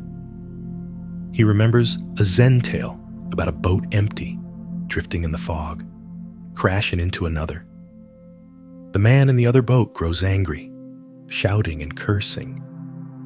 But when he sees no one inside, his rage dissolves. That's how it is. The monk had said, people are like boats. When we see their emptiness, we stop blaming, but Katsuro still sees the man inside his own boat, his younger self, full of purpose and armor, slicing through life like it owed him answers. How do you forgive that afternoon he visits the tailor's hut? It is run now by a woman named Hana, blind since childhood, but whose hands know the shape of fabric better than most know the shape of truth. Her workshop smells of cedar and steamed rice. Threads hang like delicate vines from the ceiling. He removes the bundle from his back and sets the old sword on the floor. Could you, he begins, his voice cracking, turn this into something else? She tilts her head toward the sound, like what he hesitates, a handle for a broom, or a flute, maybe. Anything not meant to cut. She nods slowly. Metal remembers, but it can learn a new rhythm. They speak little after that. She works by touch and silence. Her fingers pass over the blade's edge, then over his hand. There's nothing wrong with sharpness, she says, until you forget when not to use it. Later, she offers him tea. They sit near the window, sipping slowly. The silence between them isn't empty. It's full of something more honest than words. She tells him of her father, long gone, who once encountered a swordsman in this village. A man whose temper sliced deeper than his blade. A man she never saw, but still remembers in her body. The way some trees remember fire long after the forest has healed. Katsuro bows low. I was that fire, he says. She places a warm hand over his. And yet, she replies, I'm still here. The next morning, he returns to the temple. The monk is there again, sweeping leaves. Katsuro joins him. They sweep in silence, occasionally letting the wind undo their work. The monk smiles and shrugs. Everything's impermanent, he says, even neatness. Katsuro chuckles, and it sounds unfamiliar in his throat. As he leaves, he looks back at the village, a place once marked by his violence, now reshaped by stillness. The sword will be melted down soon. Maybe it will become a door hinge, maybe a pot, maybe nothing. But Katsuro, for the first time, doesn't mind not knowing. The village breathes in rhythm with the season, now each sunrise cooler than the last, each branch barer, each gust of wind more like a whisper from some distant place. The harvests are almost done, and smoke curls up from chimneys like meditative thoughts, dissolving into sky. Katsuro finds himself returning often to the weaver's hut. Hana never asks him why. She just prepares 2 cups of tea before he arrives, one with a sprig of mint from her windowsill planter, the other plain. They sit together, sometimes in talk, more often in a kind of shared stillness that feels less like absence and more like honesty. In that small wooden room, Katsuro speaks about things he's never told anyone, about how he was not born into the sword, but pressed into it after his village was burned in a border dispute, about how his father, a poet, died with ink-stained fingers curled around an unfinished verse, about how his teacher taught him that obedience was the highest virtue, even if the order was wrong. He speaks about a boy he once spared, only to be punished for hesitating, about how he left that path eventually, but not before it had left something in him. Like a nail driven too deep into wood, it warps the grain even after it's removed. Hana listens, her fingers gently spinning a wooden spindle as he speaks. She says little. Only a wound doesn't need to speak to be felt. Then she lets the silence fold them both into something like a warm blanket. That afternoon, Katsuro asks to help her with her weaving. She laughs softly, but genuinely. Can a samurai learn to thread silk? She teases. Better late than never, he replies, shrugging off his robe and rolling up the sleeves of his under-kimono. His arms are still strong, but they tremble slightly as he learns the slow rhythm of the loom foot.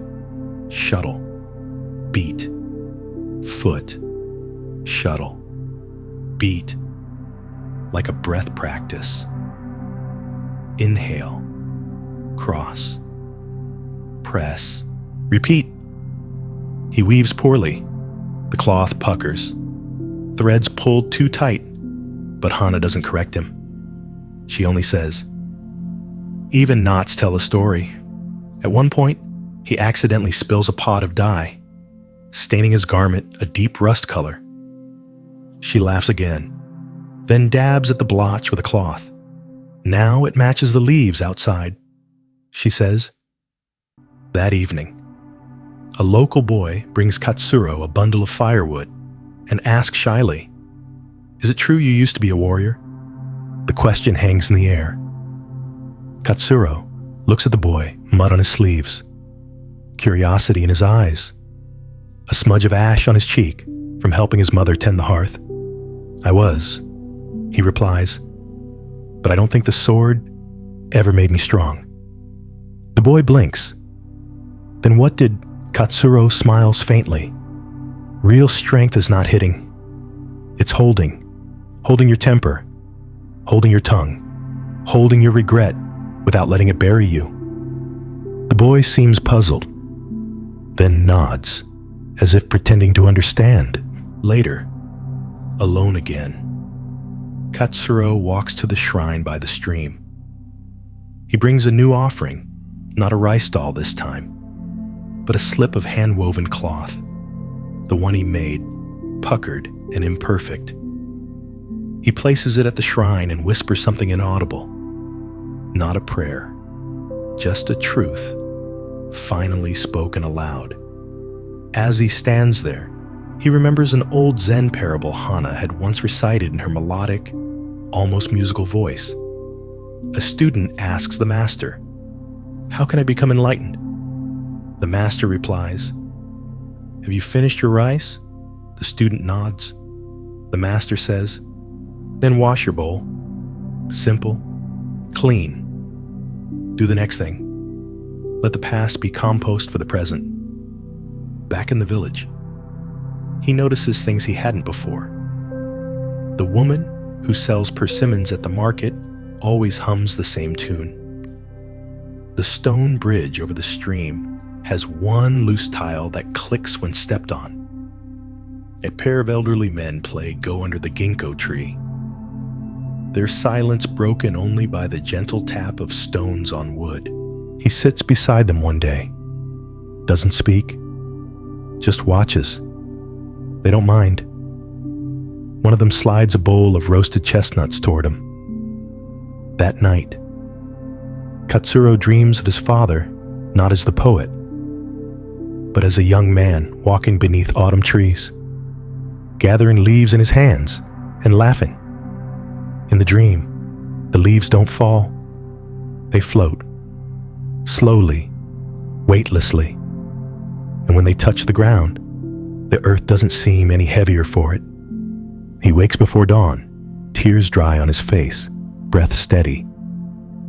Outside, the moon is a thin crescent, like a sword resting in its sheath. He whispers into the darkness, "Maybe I can forgive myself now." The wind answers by scattering a cluster of crimson leaves across his doorstep. The cold comes quietly, like an old friend who no longer knocks. The morning mist thickens. Wood smoke clings to the air. The fields lie bare and dark after the final harvest, and the villagers begin stacking rice straw and patching roofs for the winter ahead. Katsuro stands outside the weaver's hut, watching his breath rise in pale puffs. He's come to deliver a bundle wrapped in cloth, one of Hana's finished works. It is a soft, simple kimono dyed in deep indigo, embroidered only with a single line of running water along the hem. He doesn't need it, but he asked her to make it, something to mark the change. "You're leaving," she says before he speaks. He nods. "Tomorrow." She runs her fingers lightly along the fabric. "It's not wrong to stay. You know?" "I know," he replies. "But forgiveness, if it stays only in this village, it's not real." Hana folds the kimono neatly. "Then at least stay tonight. There's something I want to show you." That evening, as twilight softens the outlines of the world, Hana guides him up a narrow path behind the shrine, where stone steps climb between towering cedars. The forest floor glows faintly beneath the half moon, and a fox crosses their path in utter silence, its eyes catching the light like small lanterns. Eventually, they arrive at a clearing where a weathered tea house waits tilted, roof sagging, yet dignified, like an elder who no longer speaks much, but sees everything. "It belonged to my father," she says, her hand resting gently on the frame. "We used to hold ceremonies here, simple ones, just him and I." She lights a lantern. The golden light flickers over the wooden walls and tatami mats, warming the cold from the air. The kettle is already waiting, hanging over the hearth, and steam soon begins to rise with the low whistle of readiness. They sit across from one another. No words now, only motion. She begins the ceremony with practiced grace, washing the bowl, preparing the tea, setting it before him with 2 hands and a bow. He accepts it the same way. It's all very ordinary, and yet everything in it is sacred. The tea is bitter and warm. The bowl is rough, slightly cracked along the rim. As he sips, he studies its imperfection, realizes that the crack is where the warmth gathers most. They drink in silence. Then, without preamble, she opens a cloth bundle and reveals the object forged from his old sword. It is a tea scoop, simple, smooth, no trace of its past as a blade, only a gentle curve polished to a soft gleam. "I asked the blacksmith to reshape it," she says. "I thought, perhaps, your story could serve in a different way." He takes it in his hands. It is lighter than expected, and he holds it with the same care one might use to carry a bird. He doesn't cry, but the breath he releases afterward carries something old away with it. They pack up the tea implements together, neither saying much more. At the door, before descending the steps back to the village, Hana pauses. "I think," she says softly, "forgiveness isn't about erasing what happened. It's about making space for what's next. That night, Katsuro doesn't return to the inn. Instead, he sleeps beneath the stars near the stream, wrapped in the indigo kimono. The trees above him shiver in the wind, shedding the last of their leaves like confessions, falling gently to earth. In the early hours, he wakes and watches the light change, how it shifts almost imperceptibly, from blue to silver, then to gold. No fanfare, just the world turning. He rises and walks to the village square, where people are beginning to stir. The monk is sweeping again. He pauses when he sees Katsuro. "I want to host a tea gathering," Katsuro says. "Here, today." The monk tilts his head. "Ceremonial forgiveness." Katsuro replies. News spreads quickly. By mid-morning, a group gathers near the shrine, children, elders, farmers, even those who still carry quiet reservations about him. A fire is lit. The kettle sings again. Katsuro kneels, hands steady now, and serves tea to each villager, slowly, deliberately. Each bowl passed not with words, but with eyes that hold a kind of silent apology and presence. And each bowl received with a nod, some tentative, others soft, but all accepting.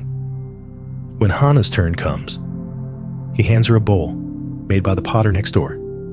Its glaze uneven, its shape slightly off-center. She smiles, runs her fingers along the rim. "I like when things don't pretend to be perfect," she says. He nods. "Me too." As the last bowls are washed and returned, a breeze stirs the pile of raked leaves, sending them tumbling back across the clearing. The monk laughs. Impermanence wins again. And Katsuro, smiling now, joins him in laughter, real and full-throated, echoing against the stone walls and scattered red leaves. Later, alone at the stream again, Katsuro places the tea scoop on a flat rock and lets the water flow around it.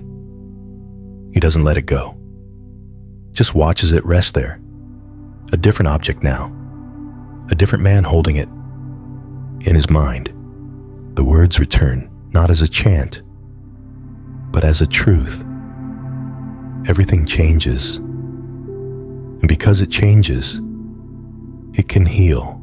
The first frost dusts the rooftops like powdered memory. Mist drapes over the fields, softening the lines between one thing and the next, between stone and moss, water and sky, self and world. Katsuro wakes before the bell at the temple, no longer startled by silence, no longer afraid of it either. He folds his kimono with care. He packs only what he needs: a threadbare journal, the tea scoop wrapped in cloth, and a satchel of woven herbs from Hana. Nothing else binds him, not even regret. Outside the inn, villagers are beginning their day, sweeping doorways, warming rice over fire, gathering kindling from under the cedar trees. A dog follows a boy through the streets. Someone laughs. A rooster calls out with unnecessary urgency. He bows to the village, not just the people, but to the soil that bore witness to both his cruelty and his return. He bows to the stone path, the leaning houses, the old shrine by the stream, and last, he bows to the maple tree, the one whose leaves first greeted him, then faded, and now lie scattered like a carpet of forgiveness. It is under this tree that he finds Hana waiting.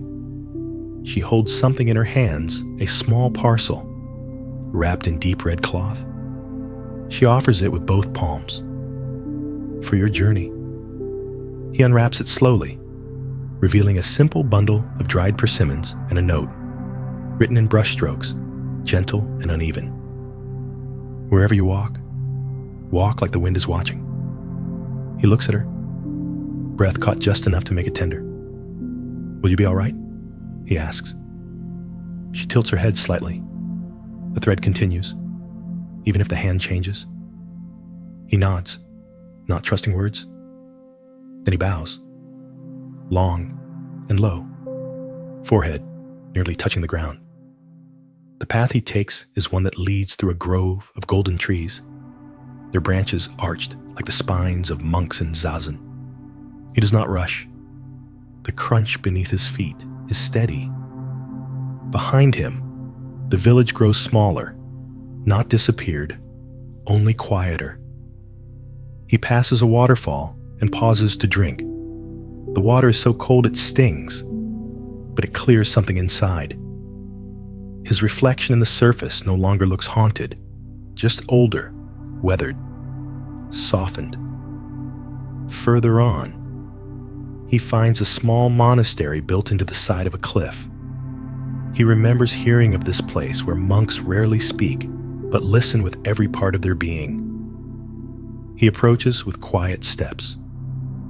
A novice greets him with a bow. No questions asked, just a simple gesture of welcome. That evening, Katsuro sits in the zendo alongside others. No one speaks. There is only breath and wind and the sound of leaves rattling like distant drums on the roof tiles. He does not try to empty his mind. Instead, he watches his thoughts arrive and leave like travelers who no longer need his judgment. Just visitors, just clouds across the sky. And in that space, that openness between one breath and the next, something ancient shifts. Not dramatically, not loudly, but enough. He remains there until dawn, when the first bird dares break the silence with song. The monks rise, begin their chores. Katsuro joins them sweeping the courtyard, rinsing rice, lighting the incense before the Buddha statue. And then he walks once more beneath the early light, following the stone garden's edge, his fingers trailing over the smooth tops of the boundary rocks. The wind is gentle this morning, like a hand that no longer needs to hold tightly. He finds a seat on a bench where no one else has come yet. His breath moves in and out like waves lapping a quiet shore. The autumn air is thin but sweet with pine. He pulls his kimono closer and settles in. You can picture him there, can't you? Sitting with his back straight, knees folded under him, eyes half closed, not meditating in a formal way, but simply being, present, watching a leaf detach, spin slowly down, and rest without resistance where it lands. The sun is warmer now, inching over the mountains. It catches the threads of spiderwebs, turns dewdrops into small lanterns. Somewhere nearby, a bird flaps its wings, then stills again. Nothing to fix, nothing to prove, just breath, just body, just earth and sky, meeting in a single quiet soul. And that's where we'll leave him. You don't need to worry whether he stayed at the monastery or wandered on, whether the villagers remembered him forever or forgot him by spring. That's not what matters. What matters is what changed inside him. Because forgiveness didn't come wrapped in a scroll or handed to him with great ceremony. It came softly, in stillness, in repetition, in the tea poured slowly, in the crack in a bowl, in the sound of a sword being melted down and reshaped into something kind. You too are allowed this. You too may place your burdens down. Whatever story you carry, know that it is not final. You are not the blade. You are the hand choosing to let go. Now, let the wind carry that thought across your chest like warm breath. Let your limbs grow soft. Let the leaves fall where they may. You are forgiven. You are free. you are already home. Good night.